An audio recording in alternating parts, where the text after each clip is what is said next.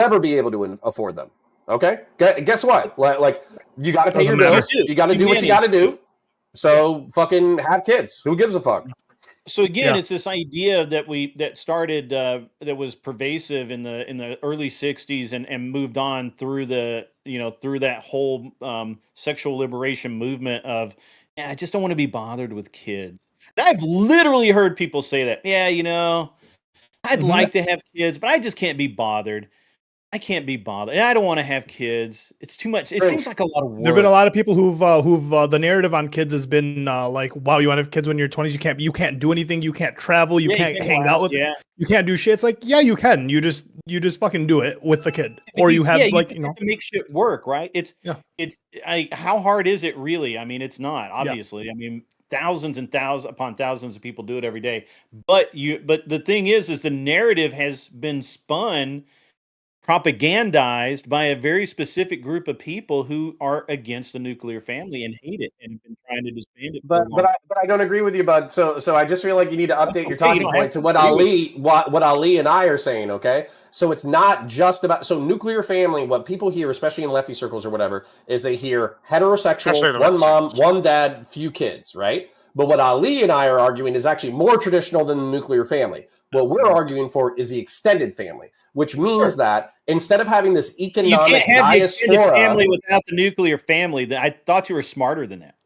Okay, well, I think you know what I'm saying, and you're just being. No, I don't know what you're saying. You're literally saying bullshit right now. You're being a Gibbs right now. Stop being a Gibbs. Stop being a Gibbs. Stop being a Gibbs. We're talking about the extended family. And I'm literally saying the nuclear family. Do you understand that the nuclear family includes grandma, grandpa, and everybody else? No, it literally fucking doesn't. It doesn't. Nuclear family's mom, dad, kids. You can't call somebody stupid and then say something that's wrong. What the fuck? No, but the colloquial family literally means mom, dad, and a couple of kids. Yeah, can't hear you. Yeah, because you're ignoring because you're fucking wrong. The colloquial knowledge for nuclear family is mom, dad, kids, and it's honestly at this point I don't think the kids know the cousins, right? It's just having a nuclear family. Now for you, you may be using it South, right? You can use it wrong if you want. My family's my family, right? We still get together. Most of us at Christmas, right? I'm from the South. Maybe I'm not gentrified enough. Maybe I'm a little. Even that, the fact that conservative value. So you just naturally, when you think nuclear within the context of the extended, because if you have a nuclear family and then you have grandma, grandpa, they're two different things. Wait, no, they're different things. One can be underneath. Wrong.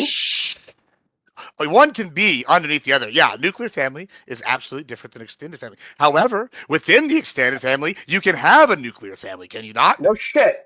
What? Yeah. Holy shit! Connor, you just got wrecked. Which you guys are big brain. That's that big brain stuff. Yeah, but they're so Grid. You were saying we still get together. That's so fucking stupid. It's driving me fucking crazy. Okay.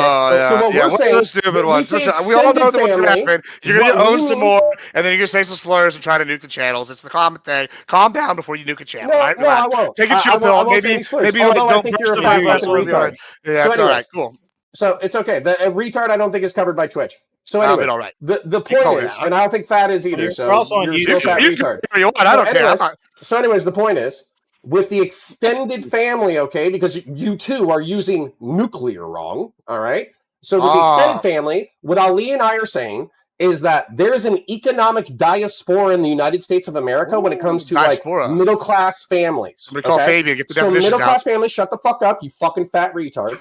So middle class families, what happens is when they're pursuing jobs, they move around a whole bunch, and so as a result, the grandparents and the aunts and the uncles aren't around to support. What Ali and I are arguing for is the fact that we should be intentional in the way that our extended families operate. That way, aunts and uncles and grandparents can help with child rearing because it takes a village. And regularly too. So Grid, you were saying you guys get together on Christmas. I'm talking more regularly, every other day, every weekend. Being a little bit facetious there, but I mean, my mother-in-law and father-in-law actually live with us. They came amazing. Yeah. They moved into my guest room 4 years ago. They're still here. I would love for them to leave, but they won't. So I understand that. my mom comes over. My brother, we had an incident one night where I had to take my youngest son to the hospital. I called my brother up and said, "Hey man, I need you to go pick up my kid from the bus stop because I'm not going to That's be extended. there." He got taken care of. Beyond that, I have a whole network of other people because we were at the hospital. I didn't even have my phone charged. I had nothing, right? Like I'm sitting here at the hospital, going ahead looking at staying a night, and I'm like, I can't fucking leave. I called my buddy up, who happens to live not too far away, and I said, "Hey man, nuclear family. I need you to do me a solid." And That's why it's needed. Right? So it does take a village. Yep. But you make those relationships, right? Like my buddy, I consider him almost family. I've known him for 35, 40 years, man. Like I probably these are all extensions, dude. But when you're working class and you're working 60 hours a week, and then your wife is working 35 hours a week in order to make ends meet, it's hard to develop those deep relationships where you trust other people. And so, I would argue that cumulatively, you make those relationships with the people you work with. Plus, listen, nobody at 7-Eleven wants to trust other people at 7-Eleven with their fucking kids. The full-time streamers talking to somebody that works 7-Eleven with food every fucking day about working class and what working class people do. Yeah. Well, he just became. I spent 2 decades doing normal jobs. You think you made another point? Great. I own the companies that did the normal bullshit and employed. Amazing. He's gonna tell you evil for employing people. That's what you're telling you next. Okay. Fucking fat retard. Go smoke another cigarette or do another line of coke. You fucking dumbass. You tear down every conversation you're a part of. You make Twitch and YouTube politics worse. I'm spurging right now. Yeah, that's right. You got me. I sound say like you were spurging. I said you're a fat retard who makes conversations worse. Oh, you're just like literally like so small brain, and like you just keep using this. Listen, this is your tactic every time something bad happens. You go slurs, you go personal attacks, you scream loud noises, and then you cry. And then you take your ball run home. I have full-blown, really deep conversations with a lot of really interesting people. You individually are a fat retard. Everyone, because I know you can hear me. Shut the fuck up. Thank you. Great. Appreciate it. All right. I'm in a bad fucking mood now. Because my internet fucking screwed up on me and lost all my viewers. So that really pisses me off. It's really unfortunate, but it is what it is. All right. Back to it. What I was trying to say before, is that, yeah, so I don't care for my personal project, political project, whether we have like the country grows or not. Like there are different cycles within a population growth, right? Where it goes up, it goes down, but like whatever. This idea that, and maybe Lactoid said it sarcastically, that we'll be doomed at some point where because the population is decreasing, it'll decrease at some critical point. Serious about that. Okay, well then that's dumb as fuck. All right, so I was trying to give you the credit, the benefit of the doubt, but never mind. Thanks for clearing that up for me. Yeah, populations. What's the end? What's the end point? What's the end point? What is the end point? No, what is the end point? Show me a developed country that has the fertility trend that is reversed. Show me one. I don't have to because I don't have to because it doesn't make a difference. That's because reversed. Hold on. Listen. I don't have to because it doesn't make a difference. Because all you have to do, right, and it's just a matter if you want to do it, is to invite immigration. If you're concerned about that, invite countries are trending towards 2 as well. Those countries are developing, Prime. Yeah, hold on. If you're so you're not concerned about the world because we're talking about like American policies. We could talk about the world later on. We're talking about the world. We were definitely talking about America. I started this conversation. The world affects American policies. We were not. Hold on. The subject matter at hand was not about what Trump is talking about. Hey, how can we? If our immigration stream, if our immigration stream runs out, If our immigration stream runs out, it won't happen anytime. Those countries' fertility rates are dropping. It won't happen in the next 3 centuries that we won't have immigration from other countries. It won't happen in the next 3 centuries. So we can worry about. I wish I could make a bet on. I wish I could make a bet on that, but I'm going to be dead in 3 centuries. In 301 years, we can discuss that. right? We're gonna be dead within our lifetime. Then you and I, with our population, we won't have to worry about like immigration. The only difference is I want to answer the population bus question that he just asked. During our lifetime. Hold on. I got a lot of things to say. I don't care about families in the same way conservatives do, and apparently also not population growth in the way conservatives do. What I care about is helping existing people in all forms, right? Some of them happen to be people who are starting families or who are expanding their family.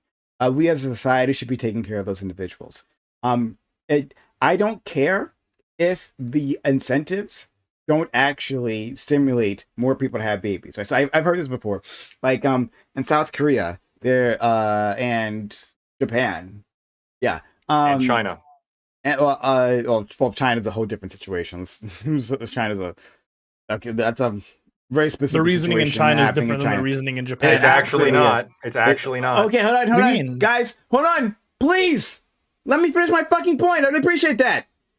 Thank you. Fuck. So, I've heard about this in Japan and South Korea. Them talking about increasing or benefits to women to like try to get them to have babies, and to like middling effects. And the Japanese government was like pretty upset about that. But in the end, from a leftist perspective, if they are designing policies that are helpful to actual families, then okay, great, I don't care. The answer to for Japan in the near and the immediate term is to invite more immigration. If they want to fix their population, they can have more immigration. They don't want to. They don't want to do it. That's their problem, though. But that solves that. But in any case, I also hate this idea that smart people don't have kids and dumb people do. It's awful. It's an awful framing, and leftists shouldn't accept that ever.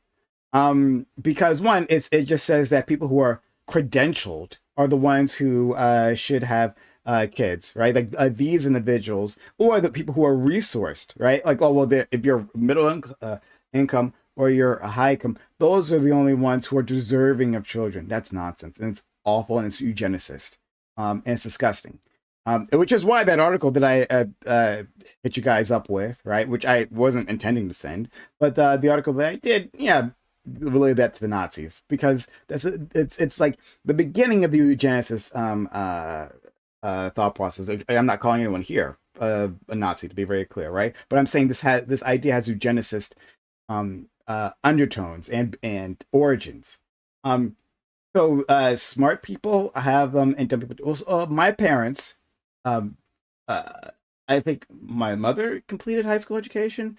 My father certainly didn't. But they've been scraping by their whole lives. But like, got together with smart planning, managed to create like a comfortable life for themselves. And then they had a child who managed to graduate from American universities and get a master's degree. So would my parents be allowed to have children, or would they be encouraged to have children in the policies advocated for here? Probably wouldn't. They probably wouldn't count those people, right? And there's so many other people like them, like the people who have humble beginnings, who have children. One, humble beginnings who manage to elevate themselves, or humble beginnings who have children who manage to elevate themselves. That's how it has always gone. And so this idea that, well, only smart people, quote unquote smart people, that means people within who have within the parameters I've set successfully checked off these boxes. You've successfully gone to school. You've successfully managed to make yourself resourced, and so you get to have children. And we shouldn't make it easier, or we shouldn't make it easier for others to have kids, or when they do have kids. Right? At the very least, we shouldn't be supporting them.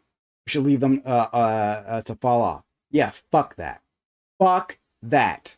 Never in favor of that shit. And so these are ideas that need to be rejected wholesale. I'll leave it there for now. Right, I want to say you said something interesting there about the eugenic undertones, right? I think that's absolutely correct because, like, as a proud Latino, I have a wonderful extended family with many cousins and like nephews and nieces and grandpa, grandma. Though they were while they were alive, they've all. It was very supportive. We go meet up all the time. If I need something, I can call one of them. It's a very interesting thing because even when you have like kids out of wedlock here in Latino families, it seems like you'll have 3 generations living under your one roof, whether you're rich or poor in some cases, right? Like it's oftentimes you see one person make it rich in a Latino family and they'll buy like a compound and then they'll like kind of people come out and start moving, or they'll buy a trailer park and then have their family rent. And this is a very common thing within the Latin community. And I absolutely agree with you. I don't know about all of what you said. I agree with you, but I absolutely agree with you on the eugenic undertones. To me, it seems like people like I'm against illegal immigration for security reasons and for bad economic reasons and other things. But one of the reasons I'm pro like making it easier to come here is because I think we need more people overall, and I'm also pro having lots of kids. But it's interesting when people argue this from the other side. It does feel very eugenic, where we want a special culture protected, or only the dumb people are having children and they're going to outbreed us. It's almost like, what was that thing that the neo-Nazis always present, the Great Replacement theory? That's what it sounds like to me as a conservative. And since I'm not actually racist, I don't like that idea. Fair enough. Anyone else? Okay, I'm hella eugenicist. Yeah, as I guess, I don't know. I would consider myself to be like a mild benign eugenicist. Connor, would you accept that title too, or are you just gonna? 100%. Well, Yeah. eugenic is like a good life, good birth. You think? Are you pro bad birth? Like, yeah, I everything. I mean, there was so much prime that you said that I disagree with. Like, it seems to me like left wingers, especially, like fully understand like the argument that resourced people should be the ones having kids when it comes to pro-choice arguments. When they point out the fact, well, this young woman, she's, the kid's going to be poor, it's going to be awful, right? They fully understand that and accept that as a reason for abortion because the kid's going to have a bad life. But then when I make the further argument that poor people generally probably shouldn't be having kids then, and people with resources who can then provide for those kids should be having kids, like that argument necessarily follows. It also necessarily. I can. Why not? I can. Yeah, I can draw the difference for you. Right. One is the individual choice, and the other is a societal decision imposed upon them. Right. So. I did not say impose a societal decision on them at all. Sorry. Maybe not impose. Not impose. I'll take that word back. I'll take incentivize. Yes. I'll use that word instead. So. One is an individual choice of that individual person to do with their body, right? Being a social libertarian that I am, that they should be able to decide whether they're ready to have a child themselves, whether they can do that, whether they're in a position, they know that better than anyone else. And so they should have the ability to decide themselves. But should they do it though? Separately, it is not up for society to say that there's a certain class of individuals who shouldn't have children, who shouldn't have resources right available. So once those children exist, one or the other, right, no matter what we think about them, that we shouldn't be supporting those children so that they can grow up and be productive members of society, right? It is to our benefit to support those children once they exist, one way or the other. So those are the difference. One society saying that these people don't deserve kids. And the other one is saying, as an individual, I've decided I'm not going to have kids. So the bringing up personal choice, I think, is a red herring to the point I was making, which is whether or not society, I would leave it up to individual choice. And by the way, the fact that abortion is subsidized for low-income people is actually an incentive for low-income people to have abortions. That's the point. That's why it's free for low-income people. Should be incentivized. Should be available. Sure. Well, you should be like free for all, including rich people. Okay. Yes, absolutely. I guess you would. I was going to say that. Sure. I guess you can remove all the incentive structure there. I mean, right now there is an incentive structure. All healthcare should be in favor of removing that. But again, it's a red herring because what I was referring to is the argument for. The argument for, she should be able to have an abortion because the kid's going to grow up poor. The implication of that argument is being a kid in a poor family sucks. And it does by like every metric we can think of.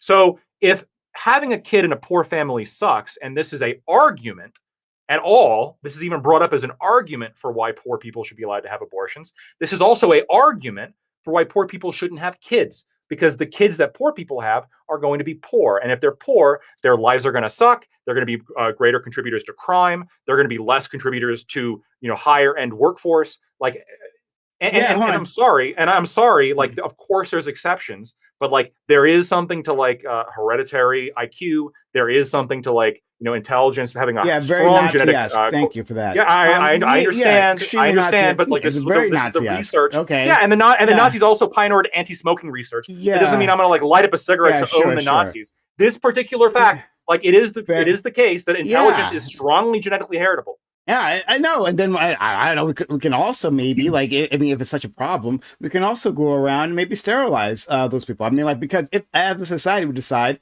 that these people shouldn't, like, for the benefit of all, they shouldn't be having children, why not directly sterilize them? Because that's the next step there. I know. No, okay. I can answer that. Please go ahead. So what the answer to this is perfect, right? Okay. Like, there's different values that I hold, and just like I was talking about before, where the political will and, in my opinion, even the rights that we have to remove from women in order to solve the fertility crisis, like, violates a lot of principles that I hold. And you can have other principles that contrast and contradict other things that are also your principles. Now, I am not violating any of my principles by speaking literal facts. And the literal facts are that IQ has a strong genetic component. There is a strong heritable association when it comes to crime. There is obviously kids born in wealthier households have better life outcomes than kids born into poor households. Like, people who make pro-choice arguments acknowledge this fact. All of these things are just facts. Now, how that relates to what policies we should have, there is arguments. But I can back up everything I'm saying with like 50 million studies. And I'm not gonna like it. To me, it's just disingenuous or really misinformation to deny any of these facts. Sure, these are facts that we have to contend with. Don't worry, I can work with all of this, because one, lactoid, right, may not be pro-sterilization, right? And I believe him. If he says it, you're a drug user, it might be different. I'm okay with voluntarily. Like, have you heard of Project Prevention? Voluntary. Sorry, are you talking to me? Sorry, hold on 1 second. Corey, are you talking to me? Is something wrong with my mic? Oh no, I was just saying lactoid. I was just saying for sterilization, lactoid is in favor of the program or for voluntary or paying drug users. It's called Project Prevention. Right. You can look it up. They will pay people to get sterilized. I'm in favor of this. But well, if things are voluntary, people want to do what they want their own body. That's fine. Like, I'm okay with that. All right, so I'll give you that much. Great, I see your hand. So he's not for. Let me amend my statement then. For sterilization, correct? Right. Okay. And correct. And if he says that, then I believe him. Right. I don't question him on that. However, what he's doing though, with the policies that he supports, is that he's putting us up to the line where someone else who has different ideas can take it from there. When we set up these policies, when we put up in society that there's a certain class of people who shouldn't have babies, well then, yes, the people pushing that, they'll have all kinds of ideas as to what that actually means. Lactoid giving space to go up to, like, maybe codifying it even through the tax code, right? Or through policies that a certain a class of people shouldn't be incentivized, right? That we should actively avoid them having children. Well, then that sets it up for the next person. And I totally disagree with them as they're putting the forced sterilization into place, right? So we shouldn't even go that far. When we see these eugenicist policies, we should stop them in their tracks. Absolutely. But going back to what you were saying previously, because it doesn't really address what you were talking about those things. You said, yes, growing up poor sucks, right? And indeed it does, right? As a person who didn't have any money growing up, it fucking sucks. Yeah, it blows, right? And the only reason I am where I am and I managed to go to college was because my particular parents happened to be particularly good at saving and being smart with their money, right? Lessons that actually did not come across genetically. I didn't inherit that actually, but still, it was because of that, right? Despite them working minimum wage jobs, multiple minimum wage jobs, like between them, like 5 at some point, that allowed me to get where I'm at. But it doesn't have to work out that way for many others. That's fair, right? Well, then the goal for society it shouldn't be simply to say, well, it's hard being poor, and so poor people shouldn't have kids. There should be, how can we alleviate poverty? How can we find ways to strengthen these families, right? Like coming from an actual pro-family stance, how can I find ways to strengthen all families, right? Families in the upper echelons, right? With what are the problems that they have, because they have problems too, and the middle echelon and the lower echelon. Like, is it that money is a stressor, right? A lack of resources is a stressor. Then how can we resource them? How can we set mothers and fathers up for success, right? Like that should be the focus, rather than saying, well, these class of people are inherently less than. And so let's just simply not incentivize them, right? Let's discourage them from having children. We should. It's disgusting because a good financial decision. Because a good financial decision for poor people to not have kids. I want to address Lactoid and yourself on eugenics and on. Sure, but if you don't mind, great. Just a couple of things. I won't take long. So Lactoid, I understand the statistics and the science behind the research showing that poverty breeds poverty. I get that. But as someone who grew up dirt poor and excelled, I don't know that I'm all that special. I don't think that I broke a mold, if you understand what I mean. Like a lot of the people I went to school with who came from poor or lesser circumstances have gone on to do relatively great things in life. Now, the ways that they went about that are vastly different. Some people went into the military and ate crayons as Marines, or ran through the mud as a infantryman in the army or something like that. Some of them went through, went like me. I went to college, wasted a bunch of money doing it that I wish I'd spent somewhere else. Learned that I didn't really need college, and then I moved on to bigger and better things as an entrepreneur, and just through literal hard work and being able to outwork most people. So I don't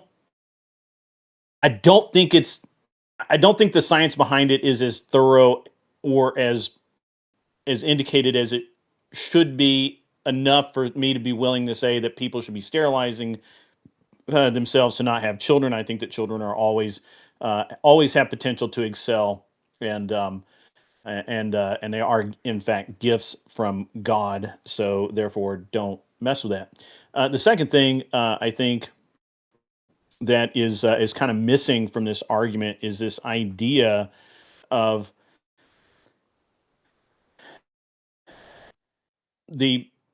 I keep hearing a bunch of social programs, a bunch of the government or an agency of some kind, or building a city to do all of these things. That's all it's all very nicely communist of you. But me personally, I'm much more a civil liberties kind of. I don't believe in communism in any shape or form. I really don't like social programs at all. Is this to me or someone else? Is this to me? Is this to me or someone else? Where do you fucking find these people that think that urban planning is fucking communism? What the fuck are you talking about? It is. Great. Zoning is communism. Having strip clubs not next to daycares is communism. Are you fucking right? Great. That's not what you said, bro. Was this a court counter? Cities well in order to incentivize pro-social behavior. You were gaslighting like a little bitch. Does it have to do with communism? I'm trying to respect you, but please give good responses. Okay. Yeah, so what is communism? Can I respond? I asked Gibbs this question. Let me ask you. Let's see if you have an answer. What's communism? What is communism? Here we go. Yeah. It's a socialist structure. What's socialism? It's a governmental design socialist structure based around the idea that we're all equal and everyone gets something. And pardon me, I'm rambling now, and I'm also getting distracted. But yeah, it's socialism. What's socialism? Leads to communism. It depends on whether you want to go with Marxist communism or whatever. What's socialism? What's the uniform of the KKK? What does this matter? You couldn't answer this question. You can't answer anything anytime, bro. You fucking gorilla. We got to go. Let me answer the question. Listen to don't want to hear about how big brain you are and how many definitions you can look up with your divine degree. All right, bro. Good job, bro. Good vegetables. Okay. I can't even say 2 words about Connor's Furry. It's pretty funny. Yeah, because you're a retard. I just own your soul is what it is. I own your soul and you can't get my name out of your mouth. I'm not going to way that dictates. Okay, we got it. Thank you. You're going to die in 2 weeks from fucking diabetes. You keep saying that. Yeah, knock it off. Hey, knock it off. Thank you. Let's just move on, please. Like, we can do the insult thing later on. You thought Scott had feuds. I want to move on. I want Grid to tell me what socialism and Marxism are. I want us to know. We can find out your ass, but no one gives a shit. No. Hold on. It was one. It was one. Hey, shut up. We can move past this, and let's forget about the social Marxism thing or communism thing. We can move on, right? Then I'll make a point instead of asking a question. Okay. Okay, and then we'll go to lactoid. That there is an entire archetype that Grid is nicer. He's new. That's fine. But Gibbs also fits, which is effectively people who think that any kind of government action whatsoever is socialism or communism. But if you ask them what Marxism is, or what socialism is, or communism is, they can't answer the question without having like a circular definition. They don't know what it is. They just know that it's vaguely left-leaning and therefore bad. And so as a result, you can't have a coherent conversation with that's assuming a lot. Yeah, okay, I mean, well, this is not vague. Please tell me.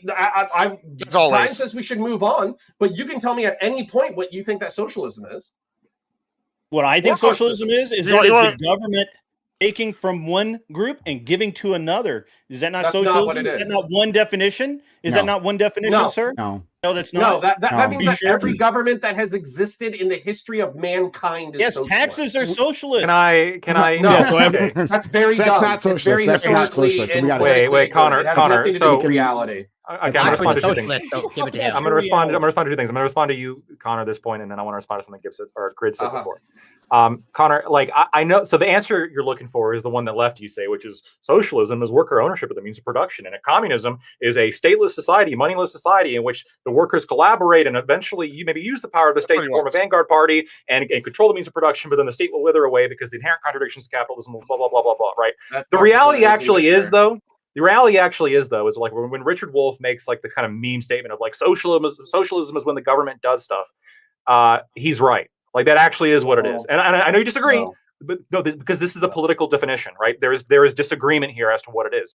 Like, because when you say like worker ownership of the means of production, right? Okay, well, you can have that in capitalism. You can have worker co-ops in capitalism. The socialist wants to use government force, government authority to mandate certain hierarchical structures within the workplace. And also, you can talk to any socialist, and I will be mind blown if they don't make sweeping nationalization desires when it comes to healthcare. They want government. Hold on. The government providing all healthcare. Is that not the government doing something? And is this not like the focal point of every socialist party in the Western Hemisphere? I'm going to interject because you're just wrong, and on top of that, you're trying to steelman Grid and Admiral Gibbs where there's no steelman to be. Hey, listen, trust me. Why am I wrong? Let finish. It's fine. I'll explain why you're all stupid. So when the feudal good job, Mensa. 1,000 years ago taxed his levies and raised an army, was that socialism? Yes. So socialism. Hold on. Before you like outrage, like, oh, I know you're outraged. This is the argument. This is the argument. You're being dumb. I'm not being dumb. I'm not being dumb. I'm not being dumb. You're being dumb. I'm not. Stop cutting me off. Stop cutting me off with allegations of being dumb, and I can explain why I'm not dumb. I'm not steelmanning. If this let's say I'll say this. I think if any one of our conservatives can do this, I think Lactoid. I know Lactoid can do this. Don't be mean to them. What the fuck? Hold on. No. We gave them opportunities to actually say to give us a definition, and they haven't actually done that. The reason why. There's a reason why. For you to start doing it now because we've already spent an hour. I'm doing it. I'm not going to do it now. But what I'm going to say is, in defense of why, is because what he's doing is a bad thing. And he does this every time. He doesn't actually want to engage. And he just starts screaming, I'm big brain. You don't need to address shit. I'm giving Lactoid the space to actually do this. So Lactoid, right? Please, defend your position. So definitions of words is bad faith. No, I'll explain. I'll explain. Right? We appreciate it. So what I mean by socialism is when the government does stuff, right? there is a reason why socialists universally, even at the beginning, right, except maybe like some anarcho-socialists who had like some really weird concepts of like worker communes in an anarchist system never really came to fruition or whatever. I'm talking about like the actual socialists that we deal with like on a political basis. The reason why they're so heavily in favor of nationalizing industries, like all of healthcare, they want that government run. That is nationalization. They want to nationalize all energy resources. They want that government run. All of their proposals are to increase state power and increase state control of the economy, is because socialism really is when the government does stuff. And when you get more of the government doing stuff, this is more socialist, right? As Richard Wolff kind of ironically says, even though he's more right than he thinks. And when it does less, it's less socialist, right? And there is a certain threshold that you can hit in which we would call this, okay, this is a socialist economy, right? So when you have Cuba, social means social. Like yes, when you have Cuba, where it has like a large majority of like the economy is run a little bit less now, but especially in the past, a large majority of the economy was run by the government. This was considered a socialist economy. The government ran everything. And this was a socialist country. This was considered a socialist economy. And yes, they introduced some free market capitalism. I would still say they're over the threshold of being a socialist country. But if like they begin to give up more and more and more state power to private enterprise, eventually they might fall below the threshold, and I might stop calling them socialists. But this idea that socialism is really worker ownership of the means of production is like it's the leftist propaganda that they tell you to try and hide what they're actually doing. Let me try to marry these positions, right? Because I think because I think it's easy to do so, and then we can move past this because this shouldn't be the focus of the conversation. Okay, listen, right? As I like to say, and you always give me an opportunity to nearly every stream to say, everything is a spectrum, right? Everything can be placed upon a spectrum, right? We can have in this particular spectrum, one side that says like, state power, right? And then one is like private power or enterprise power, whatever you want to call it, right? Like however you want to do that. But there could be a spectrum where you have more or less state control. And then, right, along that spectrum, there are zones, right, where when you reach a certain point and where there's a consensus among the population that the thing that we are looking at within this government is socialism, right? But further, back on that spectrum where it's just about like raising taxes. Well, the government is doing a thing, right? It's taking an action, but like I think what Counterpoints is trying to say, we wouldn't call that just because a king is raising army for taxes, through taxes. We wouldn't actually seriously call that socialism. That's not a useful definition of the term. So no, you understand that. I know you understand the fact that we're even entertaining this is fucking insane. The whole feudalism system and fascism are not the same as socialism. Words mean things. Stop. Dude, Lactoid, you are hands I explained. Fucking morons. I'm not. That's what I said. That's what you said. What's wrong with you? Do you need to speak? You invited me on a panel. I want to be able to talk on a fucking panel. You can talk about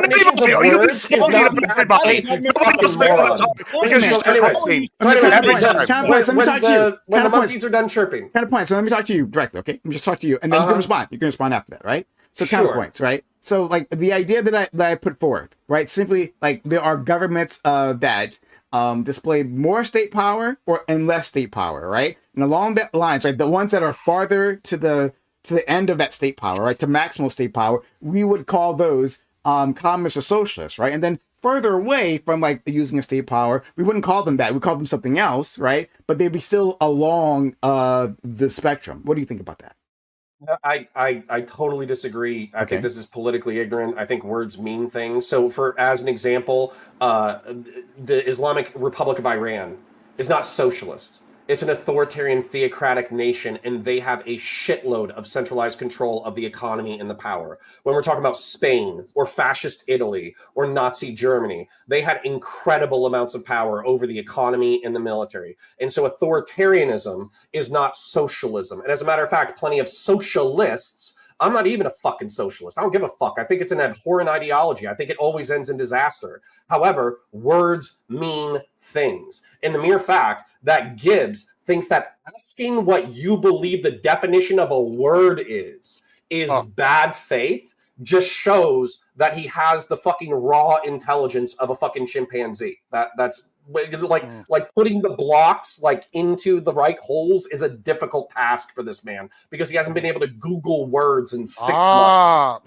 Okay. Wait. Can I let me clarify something Connor said that's actually relevant to the specific. I'll be on that. Okay, so let me ask you this: what would Iran's economy have to do before you would call it socialist? Fuck that. I'm going with my thing on Iran. Here's the best part about Iran. This guy just said, with a straight face, no lie, hey, this was his argument.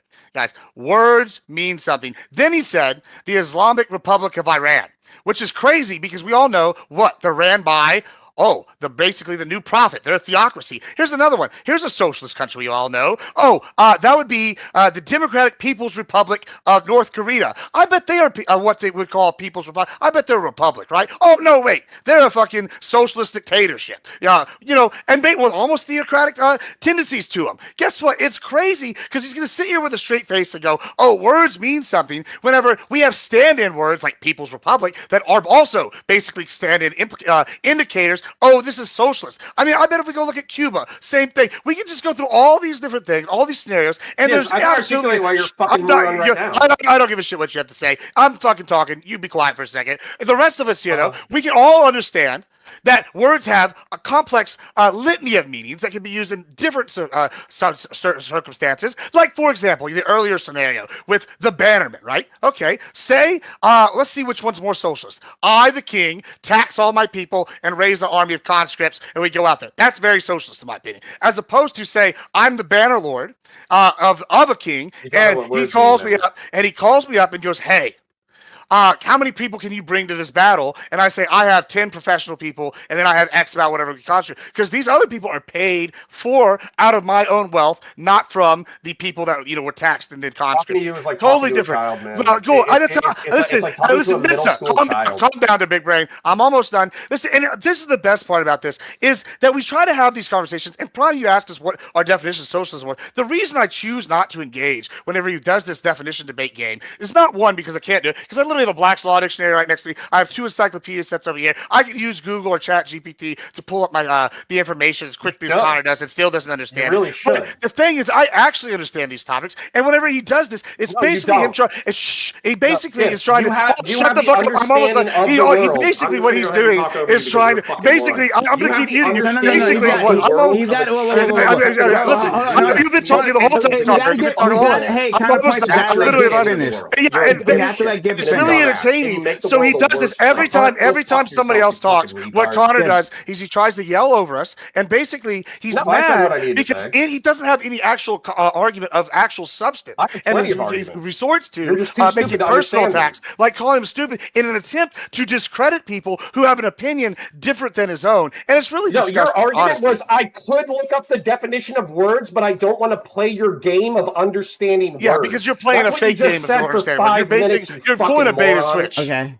No, it's not a bait and switch. It's understanding words. Understood what I meant by that. It's understanding. That's what it is. I'm sure this is intellectual conversations with my 7-year-old about the Minecraft movie. Can you just answer my question? You have 2 brains that gasped you for air, and one of them just died. Okay, calm down. Can I just get? This is very directly. Like, let me ask you, Connor. What would Iran's economy have to do before you would call it socialist? Well, one, obviously being explicitly intended to be socialist would be one, but then I would also say that is Iran a republic? Shut up, you fucking retard. Is it a republic? Hey, is Iran a republic? Answer my question. Answer my question. He did this to me. Is Iran a republic? Let's let Lactoid.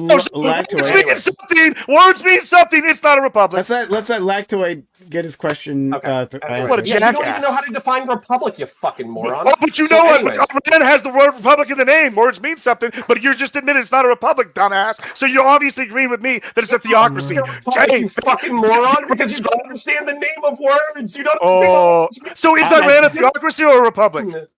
Is Iran? It's a representative democracy. Oh, okay, Papa. Yeah, good one. I mean, they do vote in Iran. They do vote in Iran, right? They're voting the DPRK. There's just only one party. Does the president answer to the Ayatollah? What the fuck are you talking about? Because if you know Iranian politics, you know the president is second to the Ayatollah. But you can have that in the UK. Which makes it an authoritarian theocracy that still has nothing to do with the fucking conversation. You just admitted it was a theocracy. Hold on. Oh my God! What a dumbass. Gibbs. What do you think I thought both of these things can exist at the same time. Gibbs. Both of these things can exist in this. Gibbs. Both of these. And that's my point. That's my point, Brian. It's not a republic. Words mean something. Oh no! You could. So I don't. Let me be clear. I don't have a DPRK, you fucking dipshit. You can't even follow your own arguments. I don't. Hold on. So okay, hold on.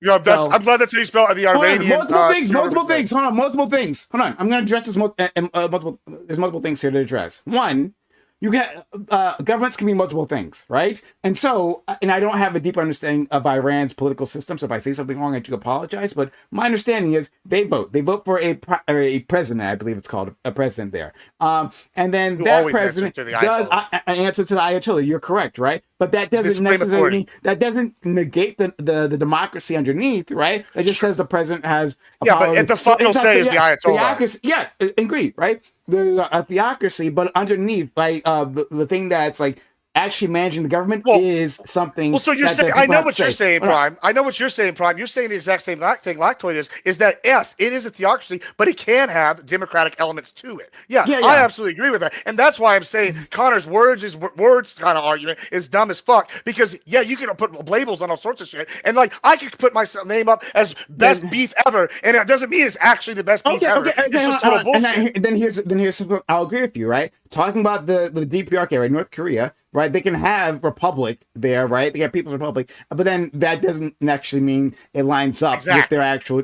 definition, right? Because you can use words as branding, right? We can say like we're a republic and then not actually be a republic, right? So that's the thing that happens as well. So we agree. Okay, so let's. I would love to see. Same thing with socialism too, which is I think you can have a answer Lactoid's question because he has an IQ over 80. Go ahead. Wow. And you have an IQ under 50. Hey, so whatever, bro.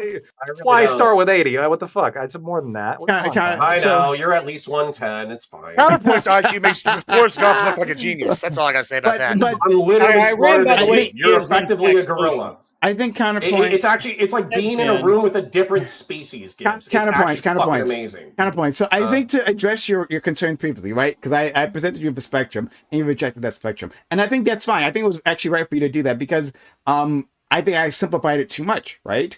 Because it's not simply an exercise of state power. There are more parameters that go along with it, right? But let's say this is like either a 2D spectrum or 3D spectrum or 4D spectrum, or however many there is. Still, within that, we can understand there will be zones, right? And at some point, I can steel man Lactoid's question. Go ahead. So basically, what you're asking me is that, like, at what point would I consider them socialist, right? And hold on, just so I can steel man real quick. My criticism here is that it seems like my definition of socialism is more accurate, and I'm challenging your definition here because it would seem like if the Iranian economy became more public, eventually you would call it socialist, right? Okay, hold on. So I think that I do not concede that your definition is more accurate because I do not think that having a law enforcement department is socialist. I don't think having a fire department is socialist. I don't think having a public works department or a people who take care of the forestry. You're misunderstanding my argument. Socialist. I'm not. And by the way, I'll just go ahead and cut to the chase in reference to the Iran. Okay. So the point of socialism is the decommodification of basic human needs and workers owning the means of production, right? And so what I would say is if that food, shelter, and water were guaranteed by the state and then effectively like written into their charter and either subsidized to the point that it was provided or is like 99% provided, that would be one condition in order to be socialist. And then the other socialist thing would be like workers owning the means of production. There are governments for instance, the Soviet Union and the Maoist regime in China that said that the government controlling like industry is effectively the people owning the government. So even though that doesn't really fit like the exact socialist definition or whatever, I would view as complete control of the economy as sufficiently socialist that I wouldn't care to split hairs on it. Sure. Well, let me just I guess so. Iran under the Constitution guarantees shelter, it guarantees food, and it guarantees water. 40% of their economy is publicly owned. Maybe 40% is not quite at the threshold, but it used to be 80%. I would consider 80% with the three prior things that you talked about. I mean, that's basically in line with Cuba, isn't it? Well, not only that, but also there were strong elements of argumentation from like the Mossadegh regime during like the 60s and 70s that they should be socialist. And there were socialist revolutionaries that were fighting alongside the jihadists. The reason why I think that it's important to make this differentiation, though, is because Islamic theocracy is different than socialism, and fascism is also different than socialism. So we should make these distinctions. Here's just like I don't know. This might just be like a fundamental disagreement we have. I don't know if I'm going to like get you to this, but for me, like a country's economy could be more or less socialized, and when it hits a certain threshold, I would consider it to be socialism. And so in Iran, if you had, which you did have, right, a constitutional guarantee to shelter, water, food, etc., and then you also had like 80% of the economy being owned by the state. And sure, you can say that a lot of this was enough. Hold on. You could say a lot of this was being like maybe pushed by the socialist allies of the jihadists and et cetera. Because the jihadists wanted maybe some different like social mores and traditional like leadership, which they did, right? I buy all of that. But like you can have authoritarian socialism, you can have theocratic socialism, you can have like a fascist country with a socialized economy. All these things are not necessarily in contradiction. And so for me, when I'm like looking at what is like socialism, like yes, having a fire department in of itself wouldn't put a country over the threshold to which I would call it socialism. But if a country had a privatized fire department as compared to a public fire department, like one would give a few more points to like the socialist direction as opposed to the privatized one, which would give it a little bit points away from the socialist direction. So I'm going to explain why I just like reject your framing, and the reason why is because it's used by effectively Gibbs over here, putting his hands up. It's used by an alternative species of human being. Yeah, it's used by a different species of human being who has no conception of like higher level thinking that are capable of understanding complex concepts. Yeah. I mean, in order to justify eliminating all government. So they're not talking about a spectrum in which we achieve the exact balance between private and public entities in order to achieve a healthy result, which I'm perfectly fine having that conversation. They literally want to use socialism as an indictment of all public services and then use that as a pretext to rip up all social safety nets and all social services. So I reject you admit it's socialism. You just don't want to admit I don't. It doesn't get you what you fucking want.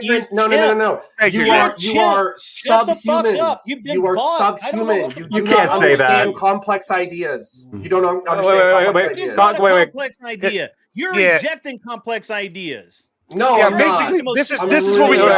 Connor, wait, give them credit. Lactoid, hold on. I got a definition word for it. I think they're right about something. Lactoid. In law, did you ever have to study psychology? Because I think what we're experiencing right here is one word: projection. He's so dumb that he can't understand complex topics. So his defense is to call us dumb whenever we point out the inconsistencies with this argument. Subhuman. That's a very Nazi argument. Do you have your white pointy hat anywhere? Because that's what I'm waiting for next. Yeah, I'm more racist than you. I also believe in eugenics. I still think you're a massive retarded piece of shit, and I wish that you would get a vasectomy. We got a racist eugenics guy here. That's good, guys. Yeah, that's what race with your genetics. It will make the world a worse place. This might be TOS. I think. Hold on. Sorry, to be clear. Yeah. So I don't even know limits to TOS anymore. So let's try to calm things down.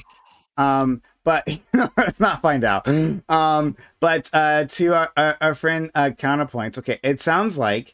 And I'm not trying to put words in your mouth, so I'm just trying to work through this.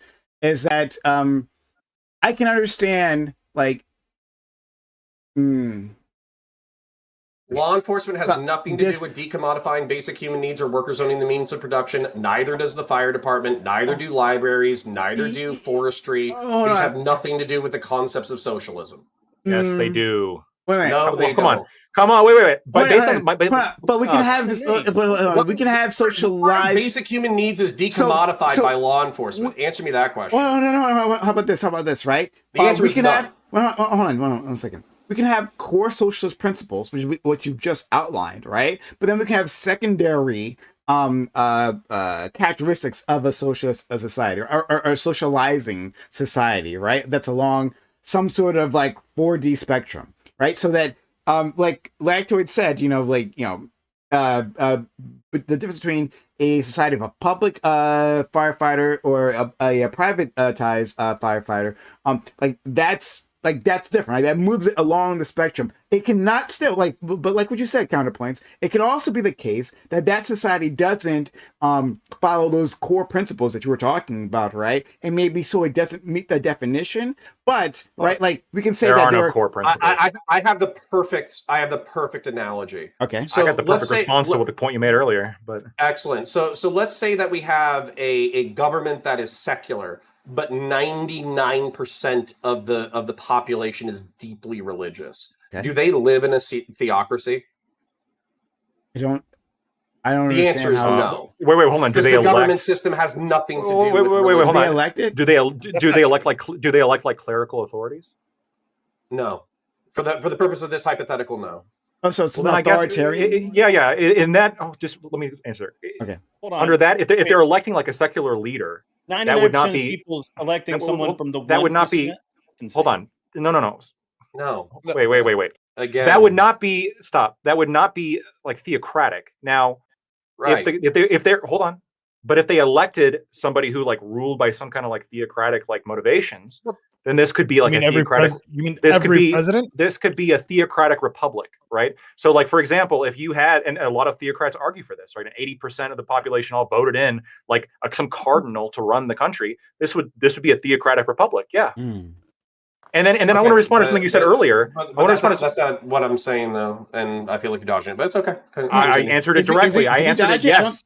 How did you I answered it directly. That would be a theocratic republic. No. So what you said is that if they elect somebody religious, then it would become a theocracy if he ruled through theocracy. But that wasn't my question. My question was, if you had a government that, let's say the United States, perfect example, okay? Let's just use the United States. 99% of the population is devout Christian. Mm-hmm. Is that a theocracy? That's not enough information to answer the question. No, the question would be perfect because I'm pretty sure that this actually applied at the founding of our nation. No, in 1800, were we a theocracy? I disagree. This is so stupid. No, I disagree with your framing. It's not stupid at all. Yeah, no, if we had 99% of people are in this country, right, and they all vote and they go, sure, on the surface, if the only information you're giving is 99% of people are Christian and they're voting in an election, and we don't have religious leaders elected for religious specific purposes, sure, that might not be a theocracy. However, if we have 99% of people go and vote and they elect these people, and they might not be religious in name, but they enact religious laws like, oh, well, we're a democracy, and we're going to say, hey, I'm going to require everybody to wear our religious accoutrements, right? Then that would be a theocracy. But if you're using just the information, 99% of people are Christian, and then they vote, that means it's not by default, whatever. Like, this is just a stupid thought exercise with not enough information, and Lactoid's absolutely correct. Stupid. Literally, the year 1800 perfectly. No, it's not. Exactly No. Connor, it's incomplete. Connor, it's incomplete. Hold on. If 99, let me just. I'll ask you a question that'll demonstrate why. I'll ask a question why your question is incomplete. Okay. If let's say the 99% of the devout religious people, let's say they elect an atheist, is this a theocracy now? No, I mean the obvious answer would be no. Right. Because we need to know how the person is going to rule as opposed to what the people believe. A theocracy has to do with a theocracy has to do with the type of government, right? It has to do with the motivations of government. And the motivations of government are, and we're talking about how boards have meetings, right? Theocracy is quite literally ruled by God. This concept that like God is ruling through like a clerical You're right authority. there, I'm about to bust. You're edging me. Yes. Okay. So now do this for socialism. Stop for a second. Socialism and theocracy are not comparable. Socialism is an economic system. Theocracy has to do with the motivations for a governance structure. No. The two. Stop. Yeah, I know you disagree with this, but I have to explain this. Okay. So when you have, it's not enough to say, well, 99% of the people like elect an atheist, and all of a sudden this is a theocracy because it has to do with how they govern. By the way, in the same way, where if 99% of populations was hardcore socialists, but for some reason they implemented some hardcore capitalist system, then that would also not be socialist, even if all of them voted for this. It actually has to do with what the policy is. Now, Connor, when you asked before, I need to answer this question. When you asked before, law enforcement, like this isn't like any kind of contribute. This is, what does that have to do with decommodification, right?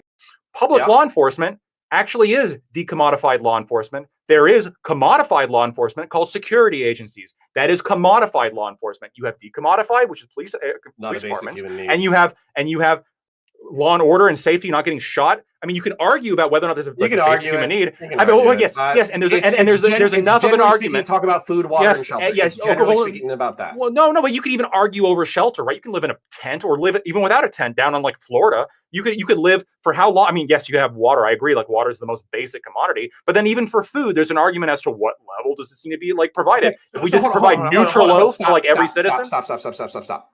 I'm going to argue. And I think you already know this to be true.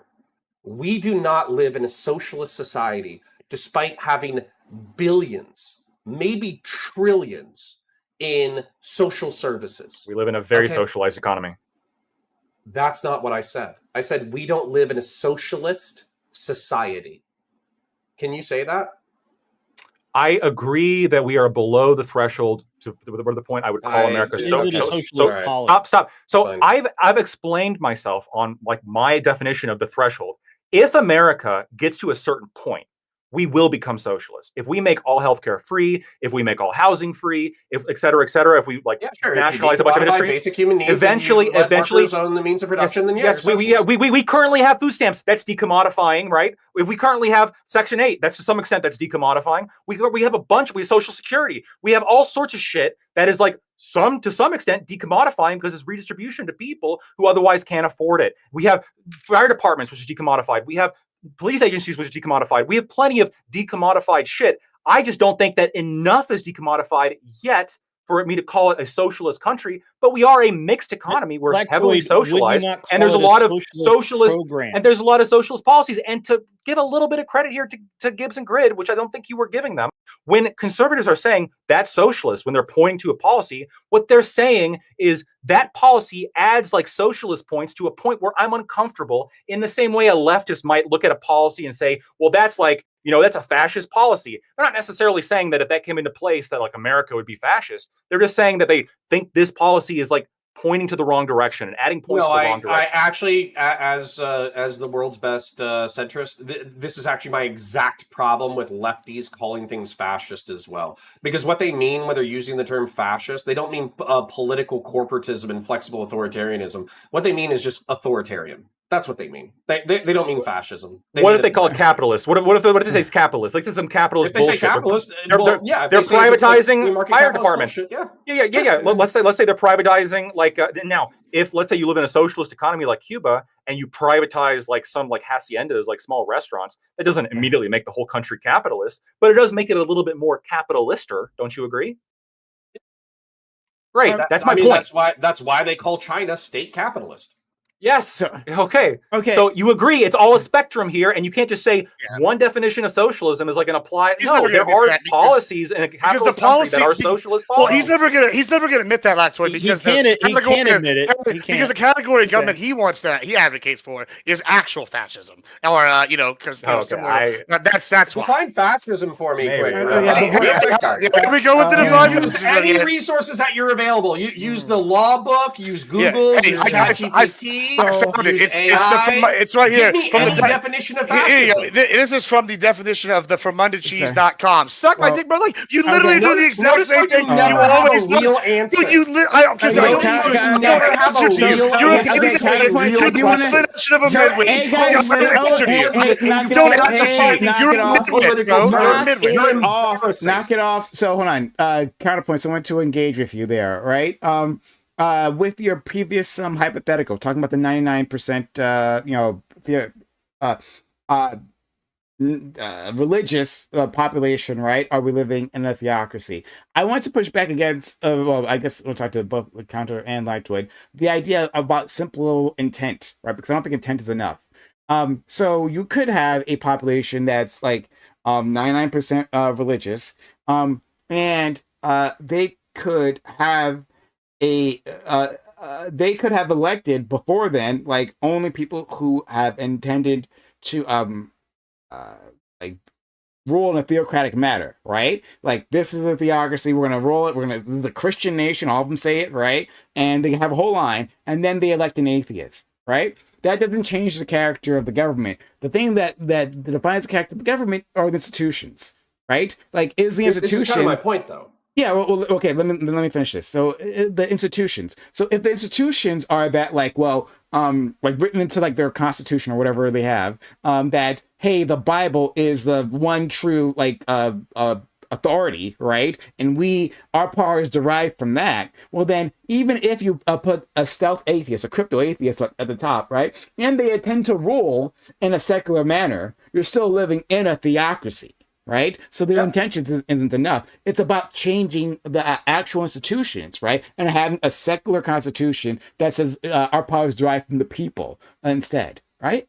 So if I can argue the spectrum argument, the reason why that I'm making this argument is because I feel like Lactoid is attempting to, and I think he genuinely believes this because he said it enough times that I believe him, is that he's saying that the impetus, the moral reasoning behind socialism is a collectivist ideology. It's an ideology that says that we're all responsible for each other. So even if political theorists use socialism specifically to refer to one version of like a economic theory, he's saying that the motivation is the same. And if you use that motivation logically in order to construct society in such a way, you might accidentally effectively create a society that lines up with the political theorists.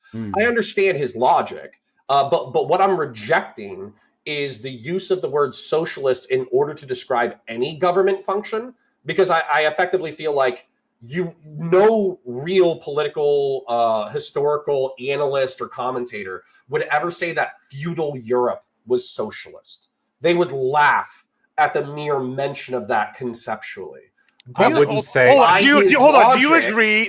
No, not by my logic. No. Hold on. Two things, because that was a horrible misframing. I already specifically said that if it doesn't hit the threshold, you wouldn't call it socialist. I definitely think feudal Europe had certain policies that could be considered socialist or socialist leaning, but overall, I wouldn't say that most feudal states would hit the threshold. Why didn't they call socialist policies at the time? There's a couple things I got to address.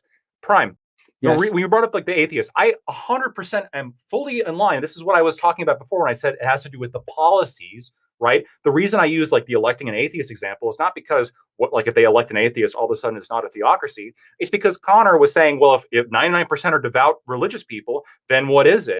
And I just gave a simple a simple rebuttal of, well, what if they elected an atheist? Like, what if they elected if it's not based on like the beliefs of the person in charge necessarily, and it's not even based on the beliefs of the population.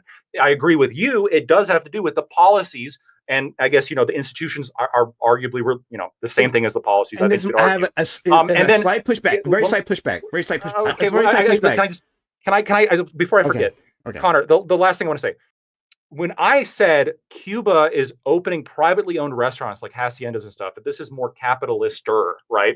You agreed with that statement. And so why is it so hard? Why is it so easy for you to accept that?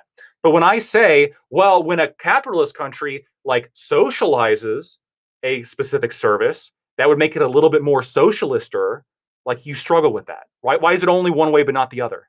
Let me. Can I respond quickly, and then you can go, and then I can write it down as a question. Okay, sure. Just quickly, Lactoid. Very slight pushback, right? When you appoint the atheist, the crypto atheist, or maybe not so crypto atheist, to that position, right? And they start instituting policies, more secular policies, like that would not automatically demolish like the fact that it's a theocracy. It'd make it less theocratic. It would make it less. It would start making it less, right? Yes, that's why exactly. I'm trying to draw a distinction between simple policies, right, that are being passed within an administration to institutions, right? Institutions are the workings of the government, right? Policies are more like the directives of the government. And if the mechanics haven't changed, right? Again, I see what you're it's a tough distinction, right? It's a tough distinction and not be even clear. But this is what I think it's useful. It's a distinction that I don't even like. I'll just say going forward, like policies and institutions. When I was talking about policies, I was sort of like incorporating both. But you you get where I'm going with this, Prime, which is that if like they start passing like more and more secular policies, they're becoming less theocratic over time, and eventually they may hit a threshold in which we would no longer call them a theocracy. You could have a secular country adopt more and more theocratic policies over time, and maybe they'll go over the threshold and we'll start calling them a theocracy. Exact same concept when it comes to more socialist or less, like more capitalist. Exact same dynamic. So I hear that, and so to counterpoints, and then we'll let counterpoints respond, and we'll go to Gibbs, right? Counterpoints. So you had a problem, and I understand your problem. I definitely do. Talking about like, hey, like when we just use the same word, socialist, to describe these aspects that don't have to do with the core, like the core principles of the ideology, right? Then it can simply be used to say that, well, all government is bad, right? Because we have this structure that's vaguely socialisty, and so let's get rid of that. And like it muddles definition. I hear you, right? I don't think that's an invalid point. Would it be better if we simply called it something else, right? Like if we said like this is more communitarian, collectivized, exactly. Yeah, that's even better, right? There's a collectivist policy, right? And then those policies oftentimes complement a socialist society, right? But they not necessarily make a socialist society. Would that work out better? Kind of. I just don't want to give too much ground, and I'll explain it in my answer to Lactoid's direct question. Okay. About that, we gotta go. So he says, why do I readily agree that a society adopting free market economics is quote unquote more capitalist? Okay, that's like the first part of the question, right? And the reason why is because a free market stands almost in direct contradiction. Did we lose Lactoid?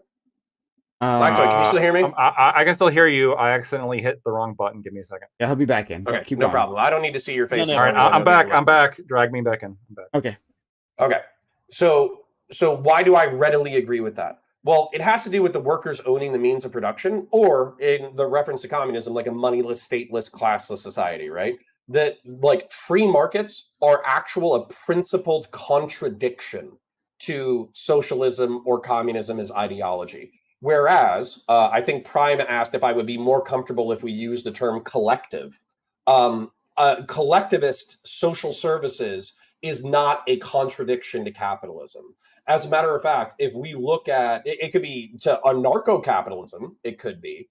However, if we look at every major capitalist society that has ever developed in all of history, or if we look at fascist societies, or if we look at theocratic societies, almost every single one of them has some collectivized social service. So as a result, I wouldn't say that this is like like an immutable characteristic of a socialist society is collectivized services. Almost every complex human society on the planet has collectivized services.